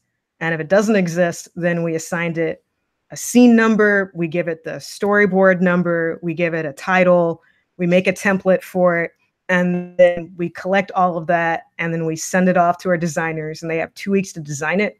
And then when it comes back, we check it, we give it to the art director, she approves it, we give it to our color stylist, they color it, we take a look at it, give it to the art director. If she approves it, then that's what gets shipped up to Canada.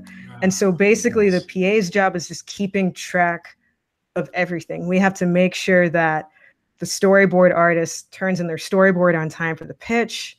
We have to make sure that the designers turn in all their designs on time for the art director, that the colorists and the background painters and the background designers turn in everything on time. We send the assets to our executive who's upstairs on the 5th floor. And we send it on certain days at certain times. So we have to make sure that the executive has seen the storyboard. We have to make sure they've seen the animatic. We have to make sure they've seen all the designs because they have to run it by standards and practices, which is really important for a show for little kids because our show is for 6 to 12-year-olds. So there's certain things that, and it's also a more realistic show because it takes place in Michigan. Clyde's, Lincoln's friend Clyde's a real person. Lincoln is, a real person. It's not like, oh, they're all animals or, oh, they're all magic. Since it's more realistic, there's certain things we can and can't do. So broken glass is no. We can't have any broken glass. We can't have bottles that might look like beer. Everybody has to wear their helmet. Everybody has to wear their seatbelt, and so because we'll get notes back saying, hey, they're not wearing their seatbelt. They're not wearing their helmet. Yeah. That looks like broken glass. That looks like a wine bottle. Can we change that to ketchup or something like that, So we have to basically we're just keeping track of that and making sure everybody's turning everything in on time. And so that's what PA does if you're a PA for a television show. You're just tracking stuff and keeping everything together and talking to people and making sure everything's on time and just keeping things together so that other people, because our art director and our storyboard director and our head writer, they're in meetings all the time. They don't need to be tracking stuff. Yeah. It's our job to track stuff. They just need to get it done, How do you get it? How do you get people to get it done? We have a very good wait on that executive. We have, I have to say, this is not hyperbole. We have a wonderful team that's really good about getting things together without a lot of haggling, which I know that's not the case for like every show and every team, but they're all very professional and they know they have 2 weeks. And if it's not done, which is very rare, they tell us, they'll let us know, hey, I need a little bit of extra time. And also we kind of know which episodes they might need extra time on. Like our show's an 11-minute episode, but we've had a lot of 22-minute, like 2-parter episodes. And so if we're assigning them a ton of stuff, that's a little bit different than if it's like a regular episode. And we'll check on them too. Like I have no qualms about walking the 20 feet to somebody's desk and just saying, hey, how's it going? Did you turn in X, Y, and Z? But here's the other thing, which a lot of people I don't think realize. It's good to know people on a personal level. One, because it makes it more fun. It's just a lot more fun to get to know people. But two, if people know that you genuinely care about them as people, if you need something turned in at the last minute, they're a lot more likely to help you than if you never talk to them, you don't care about them, you don't say hi to them in the morning when they get their coffee, you don't ask them about their weekend, you know. And I have a good rapport with the people on our team, and they're super professional and nice. And there have been times when we've had something last minute that, you know, at the last minute, S&P said, hey, we need this, or they were going through the animatic and they realized, oh my gosh, we need this, or, you know, Jamfield will email us and say, hey, it turns out we need this prop or this background. And it's really easy for us, because we have a good rapport with people, to just go to them and say, hey, I'm really sorry.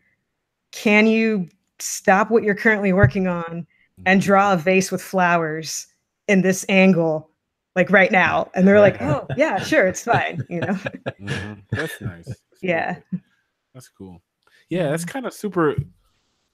That's cool, because, like, you know, just on the game side of things and other things, we start out. Everybody seems to start off with some type of asset list or prop list that I'm doing at work, that we have to then go through a style frame, you know, a frame of what we're going to make or whatever, or a snapshot of the experience that we're doing, and pick out every single prop and every single thing in the scene, make it into a list, and then you itemize it, and then divvy up the tasks so that they can get done. But that's kind of interesting. That's cool.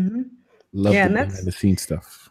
Yeah, and that's just our show too, because some of the other shows, they'll design everything first and then they'll do the storyboard. Oh, it's different per show. Yeah, which I didn't know. It was interesting coming into working here, because I just assumed, because this is the first full-time television show that I've worked on. So when I first got here, the first couple of months, I just assumed, oh, this is how every show is run, because it's a 2D animated show. And then I met people that worked on some of the 3D shows or the other 2D shows, and they said, no, that's not our process. Our process is a little different.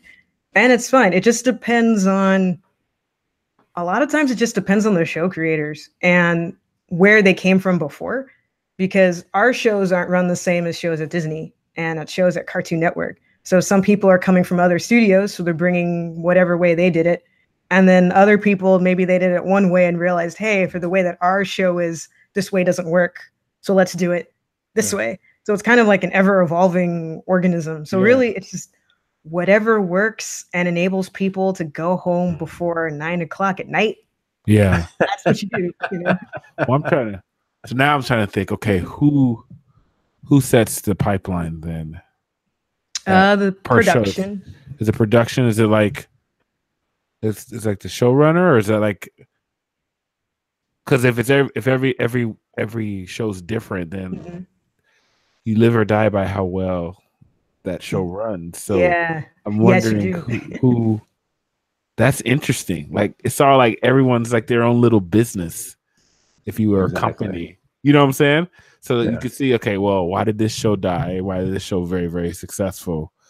You know, and I just figured there was a standard from Nickelodeon, you know, that all of them work that way, you know. But so interesting is, well, the life or death, and I think Angela froze, but the life or death of a show is, I think it's beyond. I think that's more of an executive decision than it is the way a show runs. But like, if you're a showrunner, you're used to doing things a certain way, right? Or you want to. It's exactly what you said. Like a bunch of little companies. Nickelodeon is like hey, Steve. The Nickelodeon is like the umbrella company, and then everyone else is just kind of like a small little corporation under that big umbrella. And so, you know, you have the different teams, and those teams are basically delivering. And I think the life of a show basically boils down to numbers, how many people are watching it, and all that stuff. The efficiency of a production team. Yeah. I don't know if the decision makers, as far as the life or death of a show, I don't know if they care that much how a show is done, more than it's consistently being made and meeting the deadline. That's True. the important part. I think I was talking about more so like I think quality of how it's animated, how it's designed, how ideas and thoughts are thought up, you know, that then could ultimately contribute to, you know, how well it does, you know, it's based on how it's run. If all of them are run a little bit different, it's super interesting to know that. It's almost like that whole thing we talk about, like what is it, controlled chaos a little bit in terms of like how things are, because everything's different. So then probably as a PA, you probably have to be very, very adaptive. Like if you're on the show for so many years or whatever, and you move on to a new one, being able to adapt to a new style of doing things and bringing in some of the ways that you've done on other things can contribute to the success. Welcome back, Angela. Yeah, and you will hear from different artists and different storyboard artists, different people that have moved from one show to another, and it doesn't quite work for them, so they get moved out to another team, right? So that the way things are done, you know, even though say Angela might be working at Nickelodeon and she's at Loud House now, they might move her over to another show that'll be a completely different day for her. However, she still works at Nickelodeon. Yeah. And I think it'd be super interesting to hear like then the differences in a 3D show then based off of that too, you know, based off how the 2D show runs, you know. And it's a lot the same. The couple times that Jack has taken me around DreamWorks, it's because I got to hang out with Jack for a little you know, a few hours, and and then there was someone else that I went and hung out with. I can't remember his name right now, but he was on a 2D show. So Jack is on a 3D show. This other guy was on a 2D show. He was doing visual development for this other show, and he's originally from Chicago. So that okay. So he's been on the show, and I'll try to think of his name, but yeah, the difference doesn't necessarily come in the fact that it's a 2D show versus a 3D show, more than whoever's running the show. That's where the differences come in, because you might have someone who's running a 3D show, and you know, you have to create assets the same way. It's just whether you draw them or you model them. Yeah. Cool. Yeah. I like that.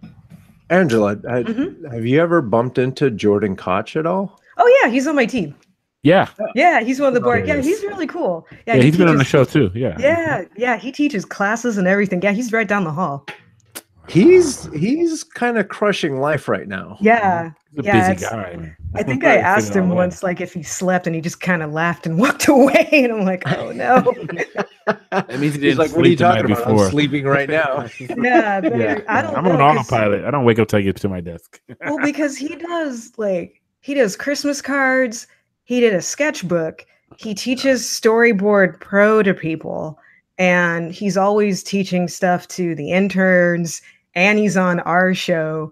And sometimes he still comes to work and he's still smiling and nice. So I'm like, wow, okay. That's very true. Yeah, true. No, we have a, and he does a lot for CTN too. Yeah, he always has a booth. Loves CTN. You know, there's some really good, like, you know, it's just like the same connections.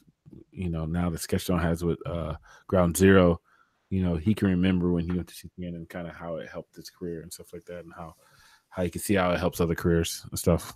Yeah, CTN he talked about it on the show. Good. Yeah, I'm excited because my friend and I are exhibiting for the first time this year at CTN, so we get to experience what everybody's been telling us for years. So we'll see how crazy it is. Yeah, that's really cool. So, what's the event that you're tabling at, or you're presenting at? Oh, so it'll be CTN. Oh, okay, cool. Yeah. So that's pretty cool. So you're doing two pretty big events. Two this year. Yeah, I decided to do it. Oh no, no, not at this one. Not at this one. I'm just gonna table, and I'm splitting the table. It's me and my my friend Cassie Soliday, who works over at Wild Canary, who also has a podcast. Shout out to Cassie. Yeah. Shout out to Cassie. Yeah. Shout out to Cassie. Yeah. saw Ink and Paint her. Girls. Yeah. Ink and Paint. Ink and Paint Nice. Girls Ooh. podcast. Take a look at that. I saw Cassie at Ground Zero, and when I saw her, I got so excited I ran and gave her a hug. Oh, that's so nice. Yeah. She's really cool. Fanning out. She's from Chicago too. Yeah, she's Oh, she? so cool. Oh, Yeah, cool. yeah. Mhm. Uh-huh. Yeah, so it'll that's be my cool girl. because it's the first time that either of us have exhibited at CTNX. So we didn't want to go it alone. So we thought, okay, if we combine forces, we can split a table, we can help each other, and it won't cost as much. Yeah. Right. Nice. You guys just Captain Planet the situation. Yeah. That's we wanted to do the same thing too, because I didn't want to get overwhelmed. Mhm. Oh yeah, it's your first one. Yeah, I keep forgetting. Yeah. And I was like, well, it was just for us especially, it was perfect because CTN is a little more expensive. Mhm. Ground Zero, like It was perfect. whenever Yeah. we went, right when I met Eva, I was like, I have to be a part of this energy because it's infectious. Mhm. And and it was perfect because it was just big enough. We learned a ton, and we didn't break the bank, which is super important. Mm-hmm. Yeah, I think Ground Zero is great for anybody. What I like the most about it is just how accessible it is for everyone, including students, because CTN is really good, but CTN can be pretty expensive depending on if you want to go to all the panels and the workshops and if you're going for all 3 days. But Ground Zero is super, super affordable. Mm-hmm. And I know that's Eva's Free to walk mission. That's just Eva's mission, just making it really affordable for people to just go and be able to talk to people. But the nice thing about CTN is that it's huge and pretty much everybody in the industry shows up, including recruiters. So it's a really good opportunity to actually meet all your artistic heroes and then get your portfolio reviewed by somebody who can actually tell you, yes, this is what's working. No, this isn't what's working, but here's how you can fix it. Yeah. Yeah, and like you said, just being in the environment with that many heavy hitters, it's bananas. It's crazy. I like to tell this story. I was walking from one session to the next, and I saw Jorge Gutierrez just right there. I was like, Jorge, dude, and I was like. Yeah. There's not a lot of brown kids out here. And I was like, I see you, kid. And he's like, what's up, dude? It's like, he's acknowledged me. This is fantastic. Yeah. Yeah, he came to Nick and gave a talk, and everybody pretty much lost their minds. They're just like, oh, you're here, and you're talking to us. Thank you for just existing and giving all of us hope. Yeah. Yeah. And then again, I saw Jordan. We got to hang out with Jordan for a hot second. And there's other folks that I've always wanted to meet and just say hi. And we've done this show for 3-4 years now. And there's folks that I haven't met face to face. And for as fun as this is, I like doing this. I'm way more of a face to face kind of guy, right? So it was just really good to be able to catch up to the different people. I was able to buy one of Jordan's books and stuff, and yeah, it was just it's always a good time. That's why I always try really hard to let people know, even though CTN and Ground Zero are very similar, if you can, go to both. Yes. It's not a bad decision to do that. You're only benefiting yourself. Yeah, Noel, I do like to stalk people. No, but that's true, especially in LA. I mean, the advantage of being in LA is that there's so many opportunities to talk to people, and that's something you don't want to take for granted. But that's why the conventions are so great, because if you don't live in LA, you can just meet a ton of people in one concentrated place for a set period of time.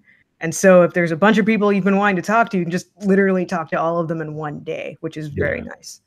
That's what I look forward to, because I'm not in LA, farthest away from everybody. But even when I did the SIGGRAPH stuff, so I like going out to that. It was really cool. It's really cool and really nice to kind of start meeting a bunch of people that we've talked to and stuff like that and had on the show. And that's back when the show, I think the show was early on back then, but it was still, we met Justin and, Steve and all those other guys. And it was like it's like you already knew him. Well, you did know him. So it was like, it's cool. And that was one of the things that we did that was, I kind of did it a little on purpose.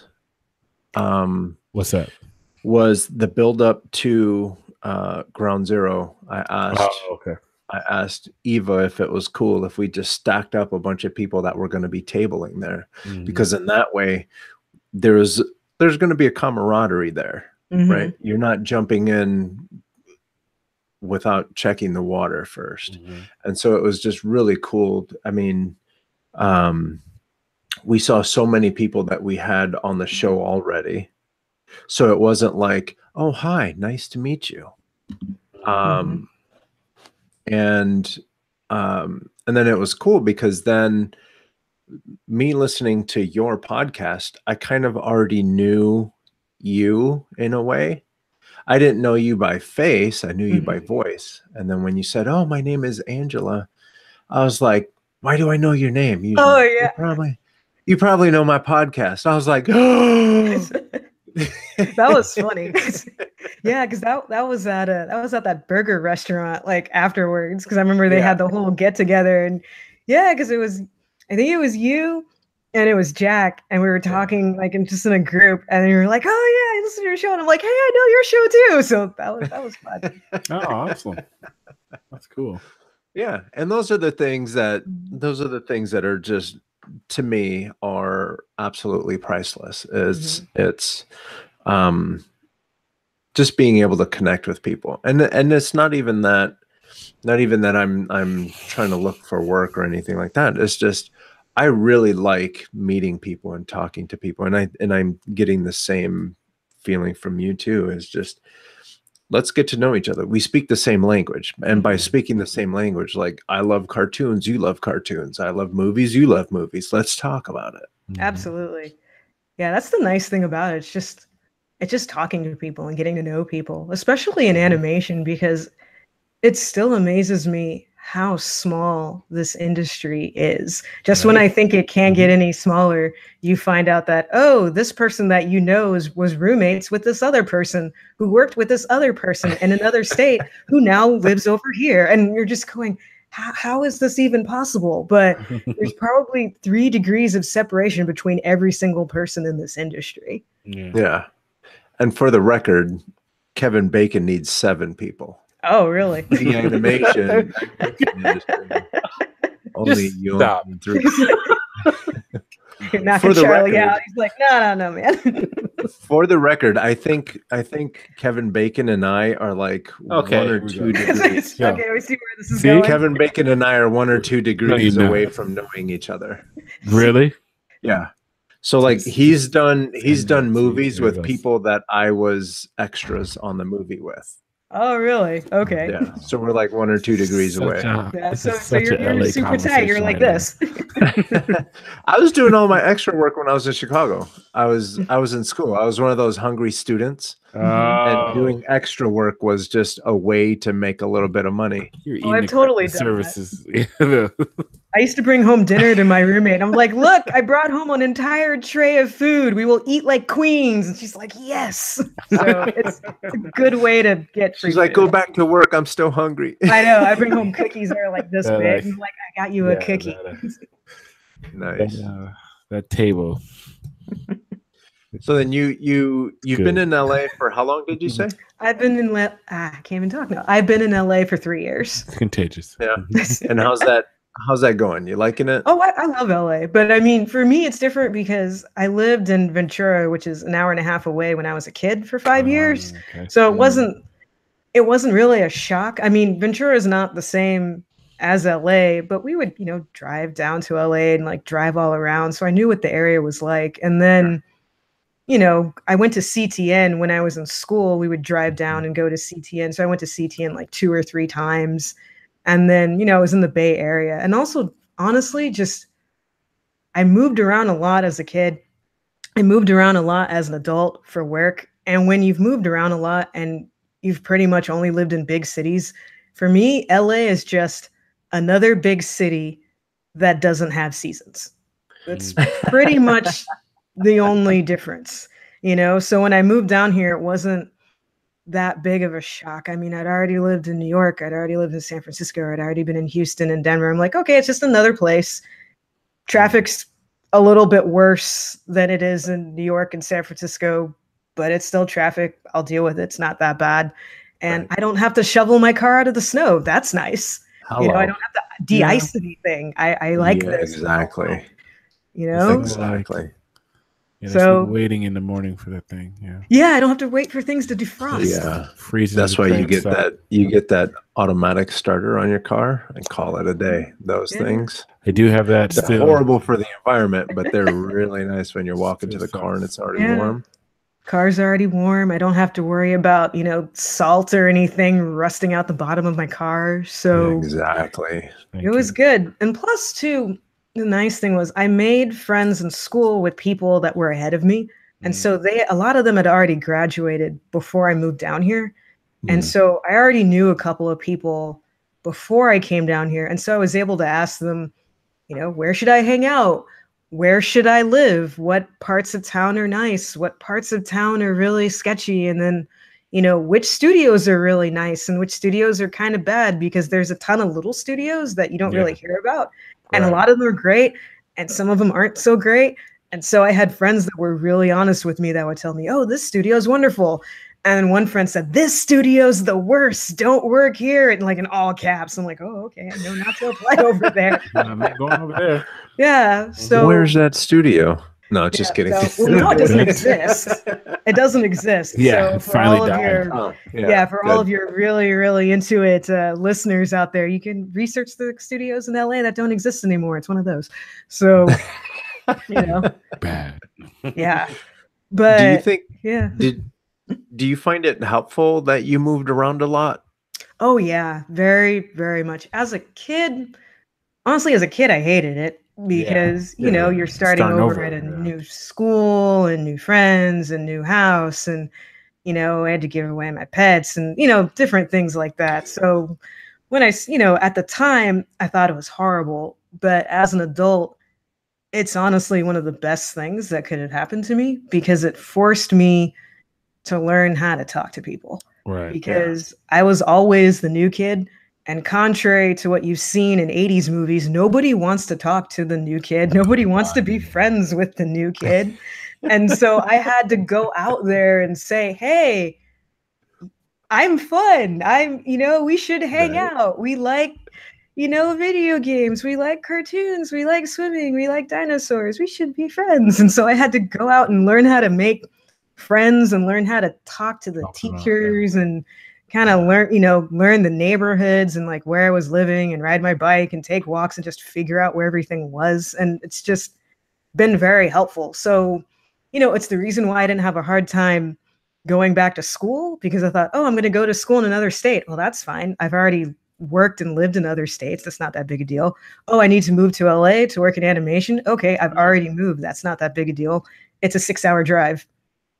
Not too bad. So it's different, because I have a lot of friends that are from like Minnesota and Michigan and Wisconsin and like Kansas or like Korea or Japan, where before they moved to LA, they'd never lived anywhere else. Yeah. So for them, this was their first move. It's like tough. It's really tough. It was really tough. And it was really a shock. Whereas for me, I don't know, this is like the 7th time I've moved or something. So I was like, whatever. Yeah. You do learn to travel light, that's for Oh sure. yeah, I pretty much get all new stuff every time I move anywhere. It's like, okay, it's selling all this off of Craigslist and moving in with all this stuff now. IKEA's like, she's coming back. She's coming back. Well, now I know just to get IKEA stuff from Craigslist. Don't buy it from IKEA because then it's already assembled. It's already assembled. Or get it from a friend or get it off the sidewalk because it's just as good. It is. I wanted to go back to something that you said earlier too, that I wanted to investigate a little bit more. Just it's a part of you and it helped you reach success. Okay. Let's talk more about this mentor. Okay. Yeah. So how did that happen and how did you find it helpful? Oh, so I cannot stress enough the importance of finding people that believe in you. I've had a lot of mentors. Some of them don't realize they've been my mentor, but they just gave a lot of really excellent advice and they were really good friends.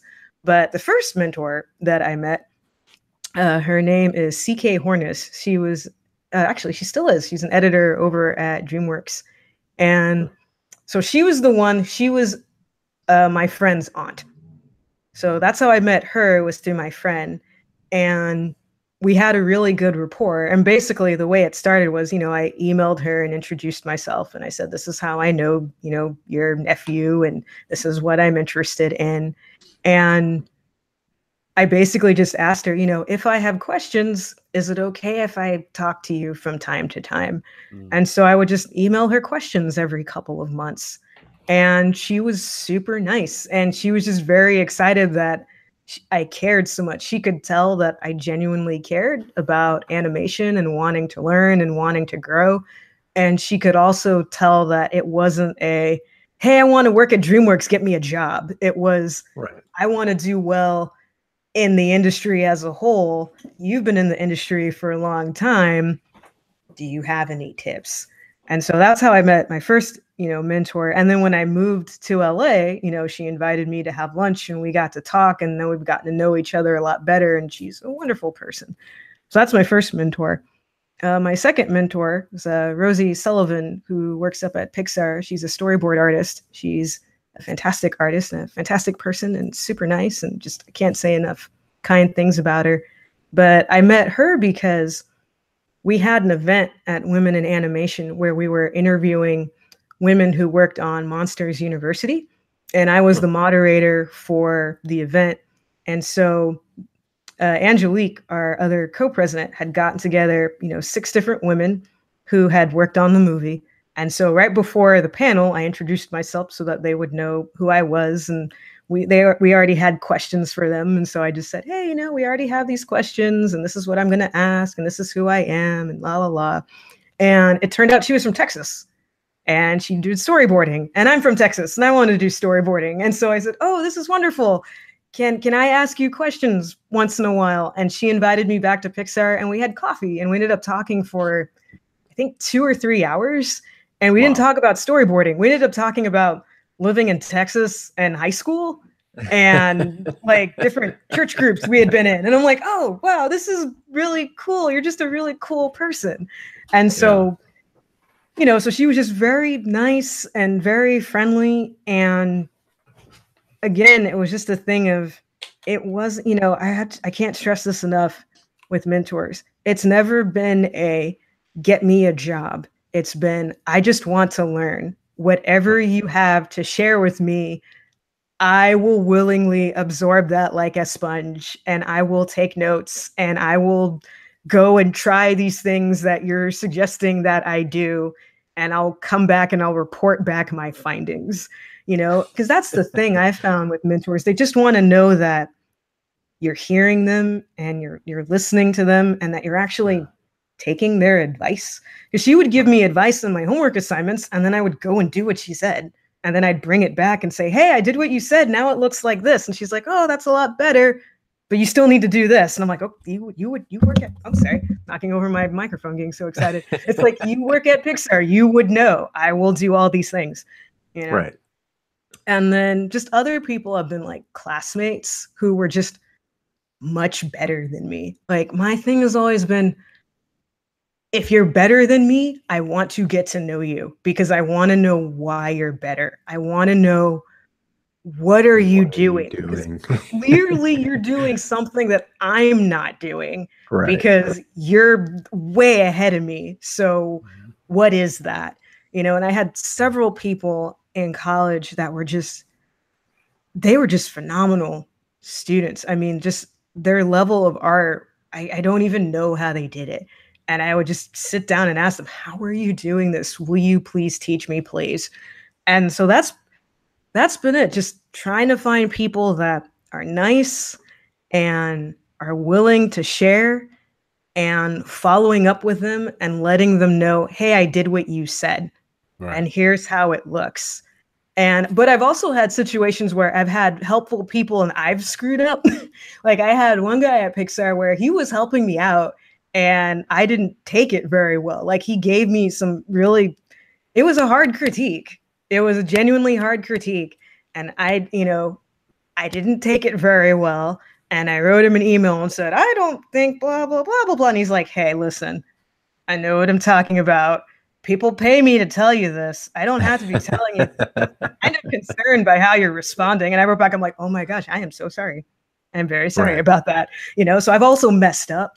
And I say that to say that it's not the end of the world. You know, if you say the wrong thing, you're probably going to say the wrong thing. It's okay.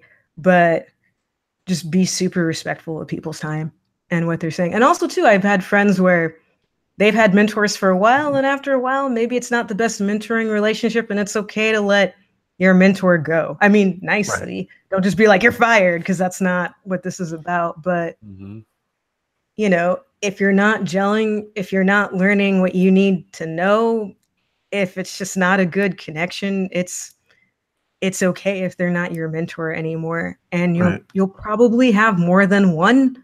And sometimes they come in and they're there for a while, and sometimes they leave, and that's okay. Yeah. And I think one of the important points that you made is, if someone is taking time out of their day to help you out, make sure that you're ready. Don't waste people's time, because if you really want to upset them and have them tell you to kick rocks, that's a really good way. If a mentor came to you and said, look, go to the zoo and do some drawing, and then 6 months later you decide to do something about it, they've probably have forgotten about you. Yeah, you gotta be ready. You gotta be ready to actually not procrastinate and be committed to doing whatever it is. To doing the work is the biggest thing. You know, don't go looking for a mentor if you're not ready to do the work. Have some consistency first beforehand, and then you know, have a personal self-check system, and you were like, cool, they gave me this. You know, we did an hour-long Skype. It was really great, and I have all these things to do. Now that becomes your extra job on top of whatever your job is now, to make sure you do all. And there's been a handful of times where, especially because Charlie and I went to the same school, but you have some folks that went, and they, you know, there was some sort of event for the students, and everyone went there, and someone maybe spent a little extra time on their portfolio, and they have a little chip on their shoulder. They're walking around like, you know, ooh, I'm special. But then they never did anything with the feedback. Yeah, that's the thing. That's not good. Yeah, like if they give you feedback, take the feedback. It's funny, I was actually talking about this with our associate producer the other day, because one of the things that we have a former intern who recently was hired full-time, and one of the things that we loved about her was that she was very proactive. She would ask for feedback, but then she would actually follow through with the feedback and then show people what she was doing. And I know it sounds nuts, but there's a lot of people that don't do that, which blows my mind. It's like, why would you ask for help? They give you help, and then you don't follow up with the help. It's not lip service, yeah. Yeah. People like that. This is silly. Things, Like but yeah, someone's literally helping you accomplish your dreams, and they don't have to. That's the big thing. Like if you're at a school, you can maybe hold the teacher's feet to the fire and say, it's your responsibility to teach me what I want. But mentors are genuinely doing it because they care about you and what you're trying to accomplish. Right. Yeah. Yeah, it's and I've been in that situation too, where I started getting feedback from someone in the industry, but my head just wasn't like, I had a friend of mine back home who killed himself, and like a bunch of stuff, like life was really pulling at the seams, right? And I said, I don't want to be disrespectful at all, but there's a lot happening right now, and these are some of the things, and my head's just not in it, and I don't want to pass this up, but I don't want to waste your time either, right? So clarity is also something super important. Yeah, knowing yourself. Yeah, for you to be able to move forward and communicate. Always communicate where you're at, because you just don't want to leave people hanging there like, okay, maybe you didn't want this. Yeah. Right. And then you don't really want to get stuck in that situation. Yep. Go ahead, Angela. Oh yeah, I was thinking about, because I listened to a Peter Hahn's interview the other day, and I would love to meet this guy. He so much knowledge, but something he said, which I've heard from other professors, which is totally true. If you're hearing the same critique from multiple people, you should look into that, because it's one thing if, and it's not to say if only one person says it's not true, but, if one person says one thing, okay. But if you're going and getting it reviewed, especially if none of these people know each other and they're all saying the same thing about your work, there's something to that. You should examine that. Yeah. Because that helped me talking about, critiques and mentors and CTN. The first time I went to CTN, I had a chance to show my storyboard portfolio to a lot of really cool people, and they all said the same thing. And I realized, okay, if every single one of these people are saying the same thing, I need to work on this when I go back to school, because clearly this is an issue. Right. Yeah. Go ahead. All I was going to say was, and you're talking to someone, or you're talking to a group of people who see portfolios all the time, and they know what works. They know what can get you in the door. Number one, because they're in the door. Yeah. they're there, and some of them have been there longer than I've been alive. So I feel like, oh, you know exactly what's up. Right. Yeah, I did a trick. This reminds me of a story I did at work as well. Recently, Next Now just had their first intern that I found. Me and my studio director found when we went down to Savannah College of Art and Design. And we had our first design intern. He was in the motion department, and I was overseeing this summer, and it was cool, and everything went good. And shout out to Daniel. Daniel is like a great intern. So hopefully we get more people like him. But Daniel's a little bit of a perfectionist at the same time. And with that being said, I was trying to get him to understand what happens in production when it's time to show the piece, and how the public is viewing your stuff versus how you see it, because you've been attached to it the whole time.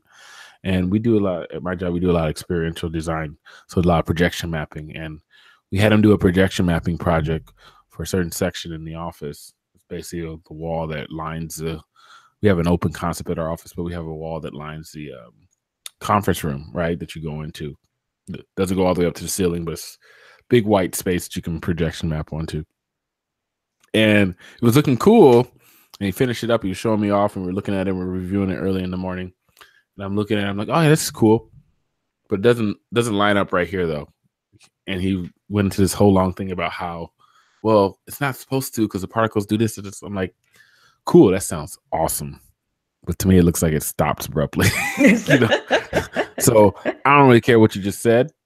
you know, and I try to make everything like lighthearted, joking, but he knows what I mean though. But I'm like, yeah, sounds cool. You put that answer together really good, but it stopped short. It's a conversation, and then like halfway through, it was like, just give me a little feedback. I'm like, ooh, he didn't like this critique, so I double down. Like, yo, let's do this. Let's do an exercise. And he's like, all right, why is Charlie being so energetic? I was like, cool, damn, that's what we're gonna do. I'm gonna go grab randomly one of the other designers, you know. We'll just see what they say, because it's not about how you see it, because you're so attached to it and you want it to be a certain way, and that's cool, that's awesome, that's how all art is. But let's see what just a normal, you know, bystander, you know, looks and sees. So we bring Kristen over, bring our other designer over. She comes in the room, looks at the stuff. She's like, "Ah, this is awesome. This is great. This is cool. Yeah, great job, you know." Yo, why does it stop right there? Yep. Yo. I was like, dang, I do this. I told you. He's like, you know, I'm just gonna fix it. You know, I'm like, cool. I figured you would. I mean, you would have done it regardless. I told you to fix it. But I'm glad you see why. He's like, come on. And I was like, cool. He's like, no, I totally get it now. It's like, you know, at the end of the day, you want everything to be as perfect as possible. You want everything to line up cool. You want everything to be perfect because it's your art, it's your baby. You've birthed it, you showed it to everybody, and you want it to be that way. But at the same time, you know, he's learned over the course of the summer through all these other different like projects we had him do. You know, we've had to do another live projection mapping at this community garden. People watching him, he's getting all nervous and stuff like that. And I was like, you just got to make it look good for the audience, because they don't know. They don't know how it's supposed to look. They just want to see it. So that's what we did, you know. And he learned. He's like, yeah, that makes sense. He's like, yeah. And he tried to do like you said before when you talked to your other harsh critique that you got from the guy at Pixar, and he had to do a little bit of apologizing. Try to come back later. Yo, Charlie, I'm so sorry. Yo, this is real cool. You're doing this right now, but you don't. It's not that bad. You know, come on. It's not like you was like getting visibly upset or anything like that. You're just trying to sell your idea. It's not bad. But it's, you know, kudos to his character for like feeling like, oh my God, I went back and forth too much. No, not really. I mean, you got a little passionate, but it was cool. It wasn't like you were like not going to do it. You just thought this is how it should be, you know. But it's an eye opener, you know, for those things. So like, I love those like growth moments, because you could tell that other stuff. He was like, you know, I just gotta get this done. Just gotta do it this way. How does this look to everybody else? Oh, cool. It didn't look right. Cool. I'll go back and fix it. You know, you saw it in his work, you know, later on as he finished up the summer. He just finished last week, so it's kind of sad he's gone now. But we'll see him again soon. But yeah, cool. That's my other story about that. It's interesting how those things happen, and I can think of stuff like that in college and other stuff like that. It's like, you know, that's that hard, like, what do we want to call it? Let's call it a skill set. The artists have to learn how to do is that internalize and take in, you know, critique and be able to like grow from those things. And that's another part quality that you need to have when, you know, having a mentor, you know, is like that part, that harshness of like, yo, I got it. This is cool. This is good. Oh man, we're moving into 2 pages worth of critiques. God darn it, we're moving into 3 pages. I thought it was really, man, it wasn't that bad. Oh, we're at 4. I think it's really important to learn how to detach yourself from your. For sure. Because it's not always going to make sense to everyone. Right. And especially if you're working at a studio. Oh man. You have to detach yourself. Just think of yourself as you're drawing something, you're going to put it out there, it's going to get beat up. Don't get your feelings hurt. There's just a certain thing that someone is looking for. Yeah. Just get on it, work, get it out the door. Yeah. That is so true, because you cannot be a sensitive artiste in a production studio, especially with television. We don't have that kind of time. You get 6 to 7 weeks to do a storyboard. You get 2 weeks to design. You get 1 to 2 weeks to paint. That's it. And then you get about a week for revisions maybe, and that's it. So you can't just cradle everything, and then if the art director tells you to redo it, argue with them. You don't do that. You just say, oh, okay, sure, how would you like this done? Yeah. You know, you have to separate yourself out, because it's you, but it's also your job. So yeah, put yourself in it, but you got to know where you end and where the art begins, and be able to separate that out without crumbling. Yeah. And it's important to know, if you want to be that emotional, if you want to keep that emotional attachment to your work, do that. You're going to need that outlet anyway, because as creative people, we need to make things, right? So continue to do that. But that's the work that you're going to put in a studio somewhere, or in a show. You can do that's what that's for. When you're in a production house, they're not worried about your feelings. They're worried about timelines. They're worried about spreadsheets. Yeah. Yeah, I have a friend that aside from the fact that he's really talented, but one of the reasons why he started doing like children's books and his own stuff was he realized, if I do my own work at home, I'm not going to get that upset if they want me to redo stuff at work. Right. So I can just do whatever they want me to do at work, and then I can go home and I'm my own art director, story supervisor with my own project, and I can have it look however I want it to look and take as much time as I want, because it's just for me and it gets out there when it gets out there. And I thought that was brilliant. So I feel like everyone should just have that outlet, even if you're in a studio setting of, this is just mine and it can be however I want it to be. And it'll be funny, because what'll happen is that person will create their own artwork, and then they'll go to like a Ground Zero or something, and then they'll go to sell it, and someone will be like, and they critique it the same way they did at the studio. That would be hilarious. Like, full circle. No, lips don't go that way. The lips don't do that. You're like, that's a fair assessment for you. Thank you very much. Right. Look at Noel says, Carlos is very in touch with his feelings. Yes. Actually, do you want, if you guys, and this is a true story, if you guys want some absolute heartbreaking truth to your work, work for yourself and do pitches to clients. And it's funny, because you'll be like, I'll be all excited. Oh yeah, look.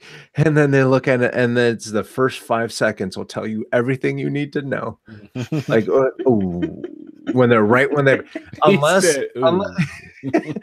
unless it's, oh, hell yeah.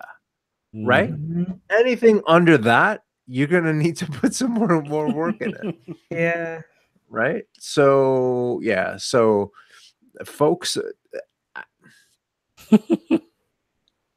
and then when they don't want to pay for something that you think was perfect, that's your guideline. That's the level at, like, you need to, oh yeah, I go through many tissues, Noel. Killing you right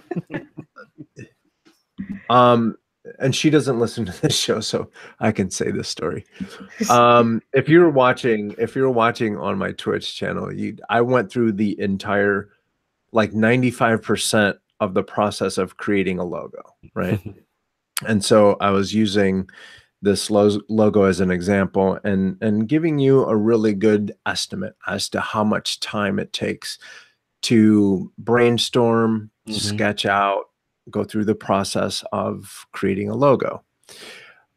It escalated to, well, and the logo was a caricature. It was just the heads of the couple that's getting married, and then their bodies were stick figures. And the back and forth that we had, I had her head a certain shape, but then she wanted it a little rounder. And then she went and she asked a bunch of friends, and they said that your head's not that round. So finally, at the end of the day, I created 5 different heads, and I said, pick one. Oh no. So she finally picked one. We finally done and everything, right? So, and this was a friendly environment. I mean, we're going back and forth, but the thing is, she wanted to, and Noelle watched most of those videos. So that's why she said, "Oh no, yeah, it was oh no."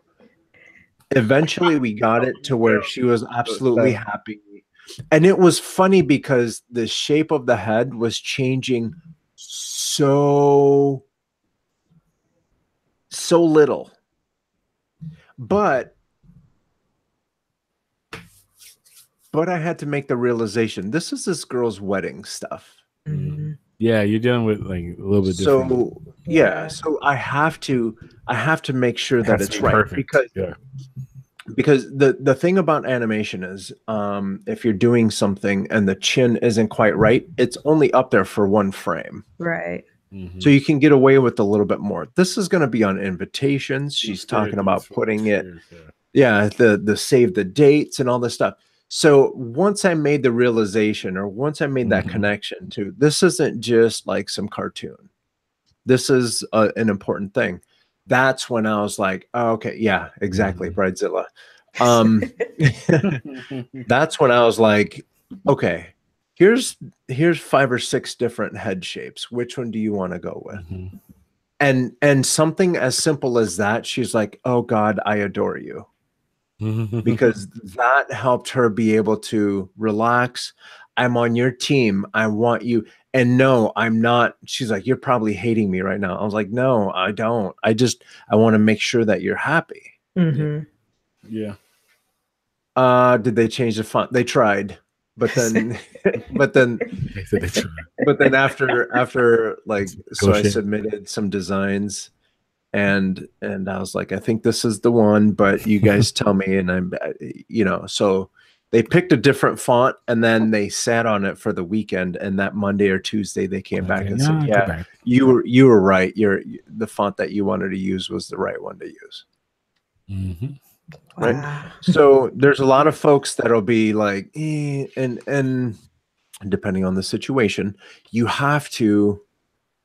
you become a problem solver, right? Take your feelings out and become a problem solver. The problem is you're not 100% sold on what I showed you. And to tell you the funny thing about it all was the head that she ended up picking was the first head that I drew. Of course it was. It always comes back full circle. Right. So, so yeah, I didn't tell her any of that. I was like, no, but that's smart though. That you gave her those options. It's like, wonderful. Here's all the different ones you can choose from. Oh, I like that one too. Cool. Yeah. Right. Yeah, that's the one. Anything past that, I don't care. Like, how are we going to finish this? Exactly. So yeah, so if you're working in a production or someone is paying you to make something for them, you got to get your feelings out. You're legit. You're just the machine that's creating what they want to see. Yep. If you want to stay invested and emotionally in that piece, that's why you do your own art shows. You go and hang up pictures in a gallery. You do whatever. Another tip: don't commission art from an artist if you don't love their style of art. Exactly, Noelle. That's another. Ooh, just. So this is another thing that I do, because as a drawing exercise for myself, I do another podcast, Midway Radio. You guys have heard of all before, anyway. So the guests that we have on that show, I just sit and draw a cartoon of them, and that helps me. I have to be drawing. I want to get better. And this one dude live on the show, he goes, "Ooh, I'm ugly." And I looked at him and I was like, and I said, "That's not my fault. You got to call your mom." Literally everyone else. I posted that on Facebook. Everyone was like, "Oh my God, you nailed him. It's perfect. That looks exactly like him. La, la, la." He's like, "Ooh, I'm ugly." I'm like, "That's not my fault." You just totally accept it. Embrace your ugliness. Wow. You better talk to your parents about that. It's like embrace yourself. Right? Sound like Love you. workout between you. I don't know. Just drawing what I see. Just capturing your essence. It's beautiful on the inside. It's not fine. Yeah. You have a great personality. Oh no. Yeah. All right. Okay. Yeah. So anyway, there's a bunch of tips. Put your emotions. Yeah. Your emotions. Oh, I like Noel's comment. Is there another show I can pick on you I didn't know about? Yo! You didn't know about Midway? That's good. Yeah. Watch she show up. Watch she show up. She'll be right there. Watch. This is this. What? It's a different kind of show. Can't wait. He's gonna be on both. Yeah. This or that, this or that, this or that, this or that. Angela. Yes, sir. Angela. From the animated journey. Mhm. And I'm trying to find where. Oh, we'll get to that here in a little bit. What are you looking Hey, this or that. All right. Here we go. East Coast or West Coast? West Coast. Ooh. Just, Yeah, girl. Yeah. do that. Okay. That's where I'm from, man. Gotta represent. Oh yeah. Okay. NorCal or SoCal? Oh, that's harder. Ooh, now we can yes. Yeah. Make her pick. SoCal only because it's warmer. I like the heat. I hear you. NorCal only because I live in wine country. Oh, that's great. That's nice. In wine country, I would be out. It's fun visiting though. And the public transportation's better up in NorCal. I miss BART. That's true too. That's true. Part. Vector or bitmap? Ooh, Vector, because that's better in Storyboard Pro. Storyboard Pro. Yeah. At first I wanted to pick on you guys, but Chris Wimberly said the same thing. Mm-hmm. He did, didn't he? Yeah. Yeah, bitmaps and Storyboard Pro, the brushes are nicer, but it does weird things and the files are too big and it just ends up being a mess. So you don't want to use that. Pro tip. To me. Okay. Actually, I'm going to break this up into two, and Okay. maybe I'll explain what they are later. Nickelodeon or Pixar? Nickelodeon. Of course. Yeah. Kids first, man. And I like all our food and all of our parties. So, there's like a party every other week here. It's great. Food. Yeah, Nickelodeon does have a lot of parties. We have a lot of events. Our special events team is on point. I mean, they're always throwing a party about something, even if it's not a holiday. It's like, hey, we just all want to hang out and get together, so party. And it's like, okay, I'll be there. Mm-hmm. Could you imagine talking to your parents? Hey, I got a job at Nickelodeon, and they said, "Oh, really? What do you do?" I throw parties. Coordinator. They'd be like, really? Okay. What kind of parties?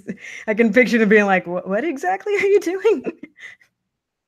So it's like, hey, but my dad's thing was always, I just want you to not live in our house when you're 40. So you moved out of the house, you fulfilled all that I ever wanted you to do. You're good. Win-win. Yeah. Yep. All right. And similarly, Mm-hmm. this one can also be broken down into a bunch of different things. But when I said Nickelodeon or Pixar, Mm-hmm. the environment was very good. I like that your head went there. Would you prefer working on shows or movies? Oh, see, that's tougher. I would love to work on a movie because I haven't worked on a movie yet. It'd be nice just to see what it's like. But I don't know how well I would do because I'm so used to the fast pace of television that I don't know if after 5 years of working on one thing, I'd just be like, okay, I don't want to do this anymore. But I'd like to at least try. And then in your free time, Mm-hmm. Would you rather watch a show or watch a movie? Watch a movie. Nice. I'd rather watch a movie. Nice. Cool. Well, thanks for playing. Thanks for letting me play. That means it's time for... You're the inspiration. You bring feeling to my life. You're the inspiration. I did all that, and I didn't even click the button. And I wanted Jack to be here for this one because you know how Jack always finds the super eccentric things? Yeah. Mm-hmm. Out of the blue. I should maybe save this, but I'm not going to. Yeah. Like, just know that they were thinking of you, Jack. Mm-hmm. So, Jack, when you don't watch this back, we're going to take a look at Salavat Fidai. I want you to notice he's a sculptor. Okay. But I want you to notice what he's sculpting on. Shut up. You're stupid. You found really? Ah, gosh. Wow. This dude makes I sculptures can't see. out of pencils. That's so well done and so tiny. How's he seeing this? Microscopes, Tell me there's magnifying a glasses. Tell me there's a process video somewhere Wow. where he's just sculpting on like raw lead. Because there's a heart, and there's a heart dangling through the heart. Oh, Yeah, man. with the heart is closed. But both are closed. So I'm assuming just is that a hand holding a This was his, Yeah. his fun prompt was a goat painting. No, just kidding. He did. I was gonna say that's like Wait, what? Not a goat. Yo, like how is he getting that much? Wow. Okay, so I gotta call. I gotta know how he's doing this. Is the pencil nothing more than like the base? Watch this. Is he really pulling all that work from a tip of a pen, pencil lead? Yeah. Like, look at the question mark, like the heart thing. How is he getting that much? Oh, look at Oh, look at building too. Statue of Liberty. that's really good. It doesn't make sense. Are these real? Charlie's mind is blown. He's like, "Oh, this can't be No. real." like the question mark with the perfect circle. Like what? How you? I saw a Wow. video on Oh, Instagram. he has a little book. Okay, so Oh, it is a microscope. You're Hey, right. hey. All There you right. go. Go back to that. to the Yeah, micro, I want to see his tools. Yeah, what has he got there? Okay. little tiny Got a camera. magnifying glass. I don't know what the camera's for. What's the camera? Have a good night, Kev. You have. Bye, Kevin. Oh man, that's ridiculous. Yeah. Jack would have liked this one. Yeah, you might. What's This one, Ah. the hand holding a full body. like? How is he getting all this? Okay, Oh, cool. okay, here. Yeah, yes. Look at there you go. Okay, Wow. This dude's ridiculous. Microscope. He's just basically using these two. Oh my gosh. Wow. Did he do Game of Thrones on pencils? Come on. Yep, he did. Oh my gosh. Microscope and a crazy. crafting knife. Oh, there it is. There you go. Look at that. Wow. Wow, that's craziness. Isn't it bananas? I don't know. I'm so I don't know where he's getting impressed. that much lead. It's not that much lead. Just No. what people even think of doing. Like, I would have never have thought to have done anything like this. That's amazing. Like, is the crafting knife point like that thin? Like, how is he getting that much? Oh, wow. How is he getting that much lead out of all that? Look. I can see on the thicker ones. I can see on the thicker. Like, Oh my gosh. that's ridiculous. Look at that. Are you Wow. It just hurts my head.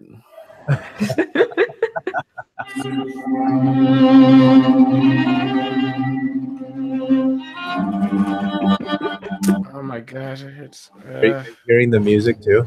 I know, just the production value of this. A little Yeah. dragon in the egg. You're really doing like rounded shapes. Like, gotta go in and like cut. You know, I can understand how he's cutting the round part, but then like if you're doing that, the top half of the part that you're sculpting down, it's getting thinner. So how are you getting enough lead to do all this? Oh man. It's bananas. Unless what he's doing is he's starting out with like the pencil itself unshaven. Yeah, I think that's what he does. Where he's starting out a little bit and then like he got a little room. And then to finish it off, he starts to shave it like a regular pencil at the end. I mean, I don't know if this is really work. Is he sending a video too? Mm-hmm. Oh, that's from when he shows it close up. Okay. So a little makeshift studio. That's cool. Everyone needs process videos. Okay, he's just scraping away. We're just gonna put a hand and a sword right there. No. Why do you have that much lead? Yeah. So anyway, there's tons of videos. Ah, so good. That's a good one. Mm-hmm. So yeah, the forgotten or not forgotten, but Memorial Day. Well, shout out to Memorial Day. Look at. Wow. That's This dude is bonkers. Oh, look at the heart again. This was cool.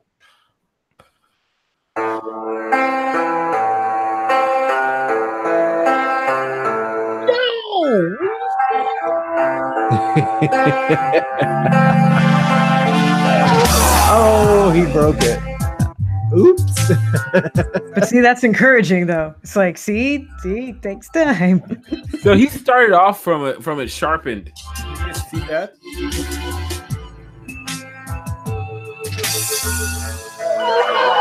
Oh, he broke it again.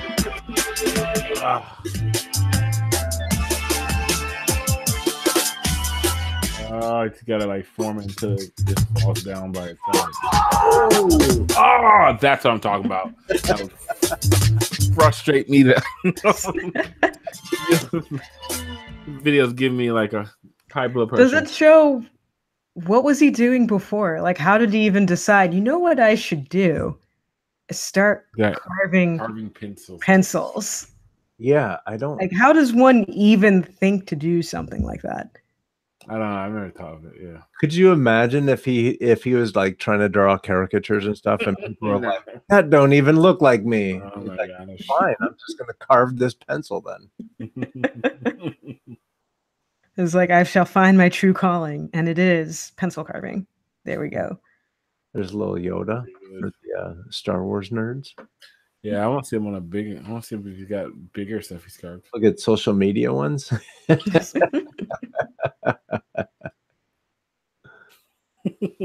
ridiculous. He did some designs on a banana. That's cute. Oh, he did all the on Minions on a banana. That's cute. Yeah. Banana. Let's go all the way down to see if this is all he has, but we are. Oh, so before that, he's just painting beautiful things. Okay. Yeah. No big deal. You're not just a pencil carver. Yeah, right. That's crazy. That's crazy. Even his paintings are amazing. How dare you, sir? How dare you, sir? How dare you be so amazing and wonderful? We can't handle it.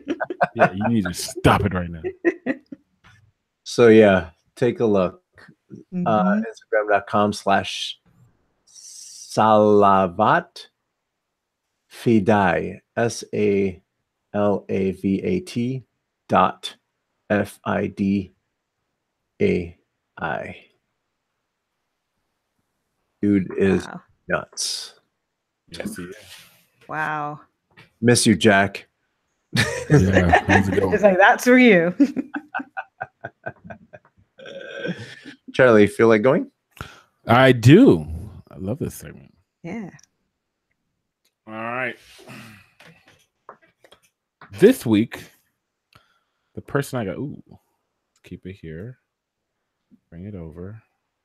Make it longer so everybody can see. There we go. I know where we're going, or not. I know, but I like where we're going with it. Yes. So, in the spirit of cartoons and all that other good stuff, I picked a 2D artist this week. His name is Vanja Tordik or Todorik. So there's a popular game by a certain company called Blizzard, called Overwatch. Kind of no-name company, but I'm sure maybe some of you guys have heard of it. Maybe they'll hit it big one day. Maybe, you know, they might have. I don't know. They could have a hit on their hands with this one. Not sure. Anyway, all jokes aside, Blizzard does a good job of like doing a lot of different extra stuff to their properties that like helps fill it out a little bit more.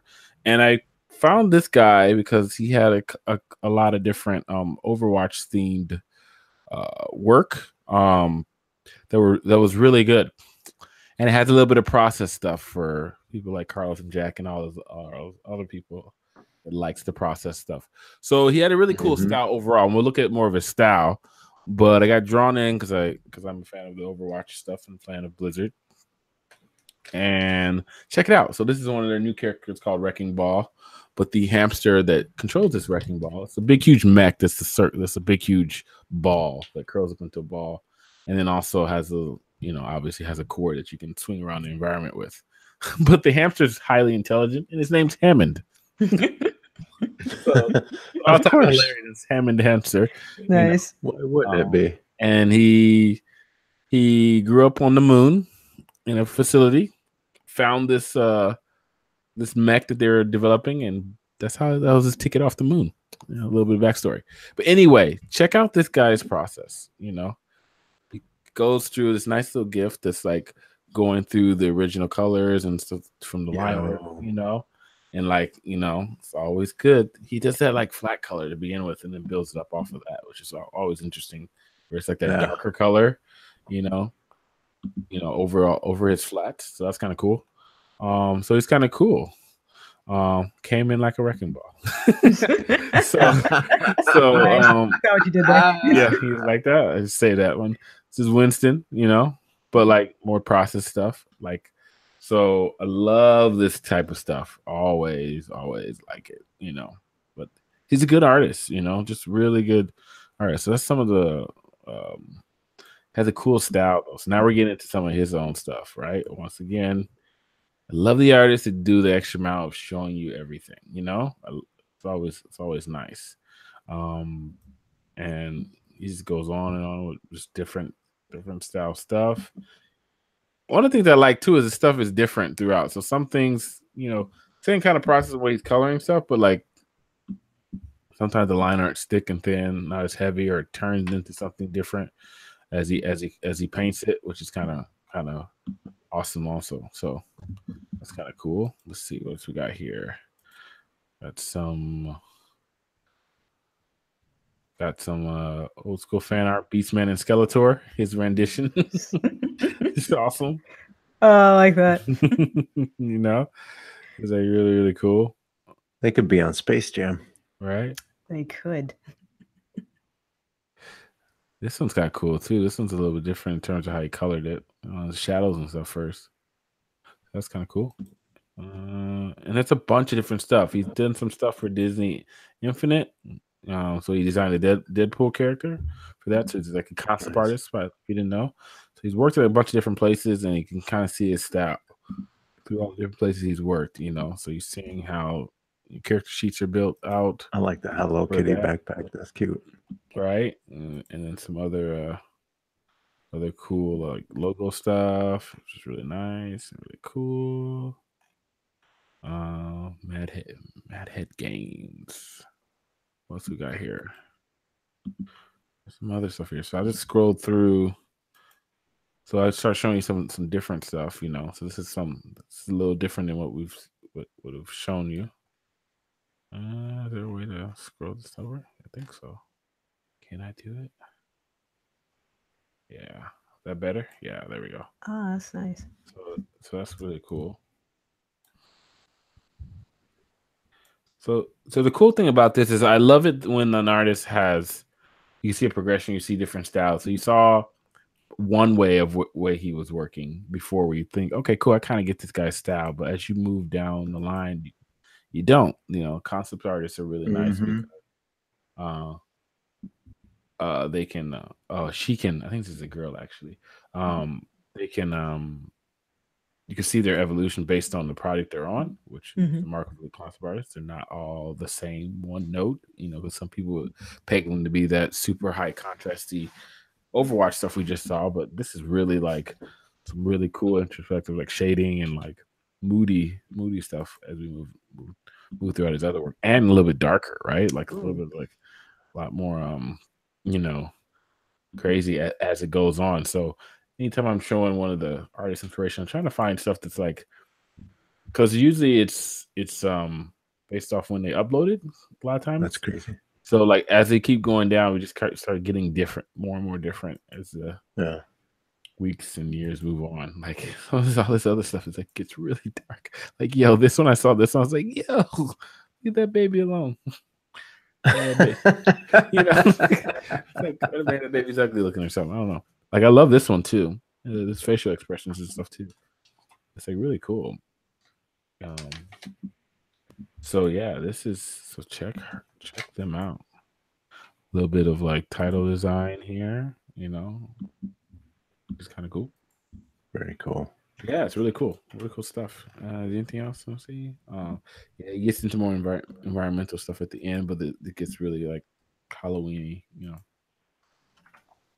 Cool. Check him out. Check her out. Vanja Tordic. Get her in your life. Nice. Tudoric. All right. That's really, it might really be cool. like a Sade thing. It might be like a Sade thing where that her last name is pronounced Smith.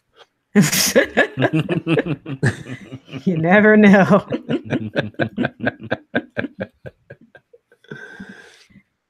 Angela, would you like to share anyone? I would. So I picked two because I wasn't sure if y'all had already talked about either one of these, because you have a lovely canon of episodes. So we'll see. So if you have, let me know. But let me go ahead and make sure you guys can see. You're picking up the slack for Jack.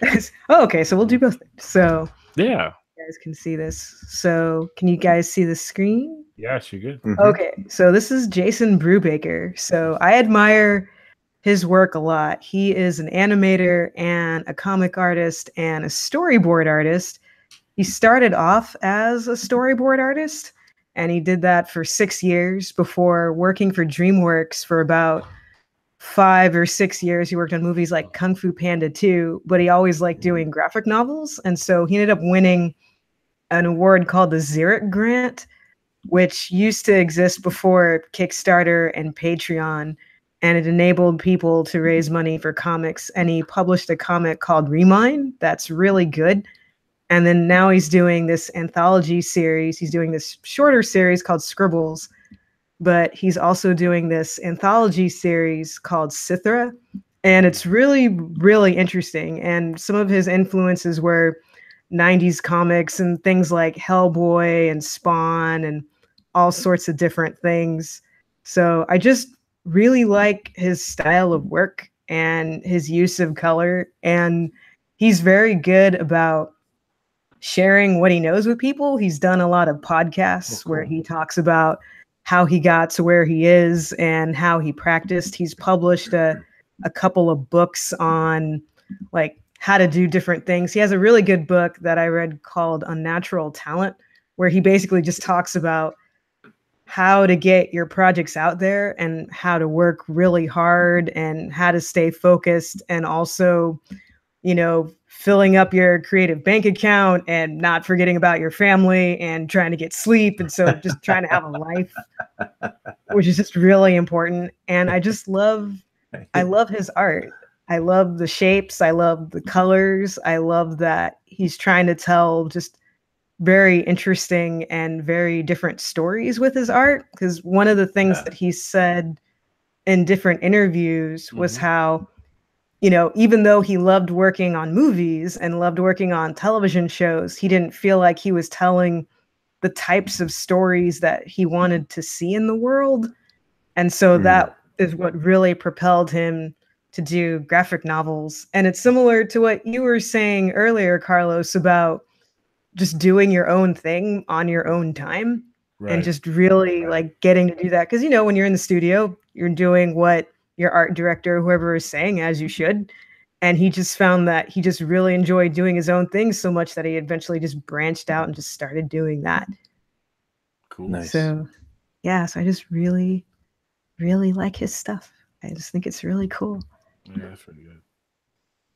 Yeah, and I'll show the other one too. So this is Barbara Canepa. I hope I'm pronouncing her name right. She is an Italian artist.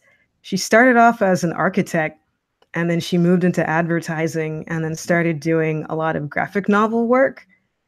And she actually did this graphic novel with her, I think it's her former partner now, but they did this graphic novel called Witch, which was for Disney, which got turned into a television series a while back.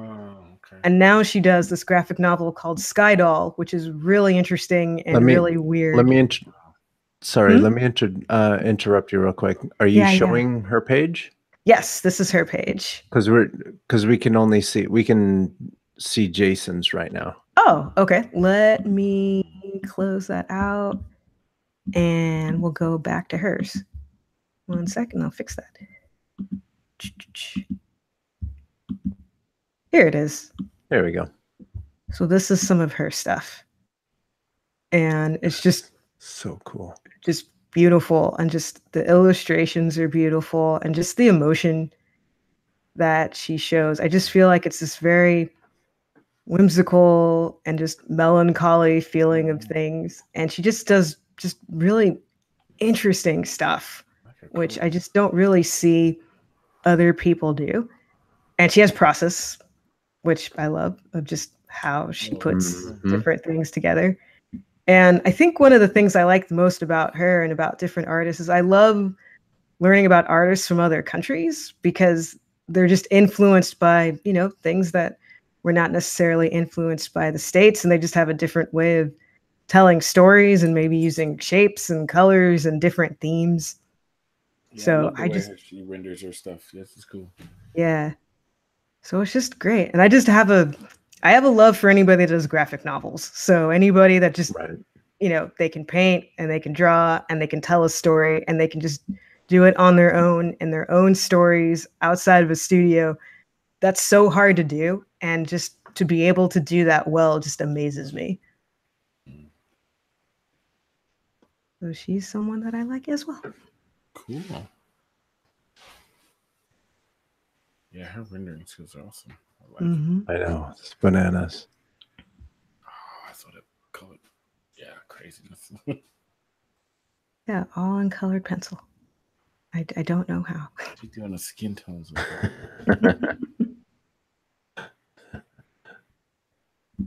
Yeah, so those are my two. Good job. Excellent. Well played. Sweet. Yeah, thank you. Yeah, I have to say I like this segment of y'all's show because it's really nice to see like, wow, this is what other people are doing and it's just so amazing and crazy. We tend to find some really good ones. Skip you, Carlos, for finding that one today. Yeah, and that's the fun thing is it challenges us to get away from just normal. Like I'm a big 2D guy, 2D fan, and it gets easy to just go in there and continue to find 2D folks. But when you're starting to find some random dude that sculpts pencils, right? This is crazy. But I like this Barbara's work. Yeah, what's the that's the crazy part. Jackson like that one. He's gonna be like, "What?" I'm probably gonna go to sleep late tonight, just looking at Barbara's processes. Yeah.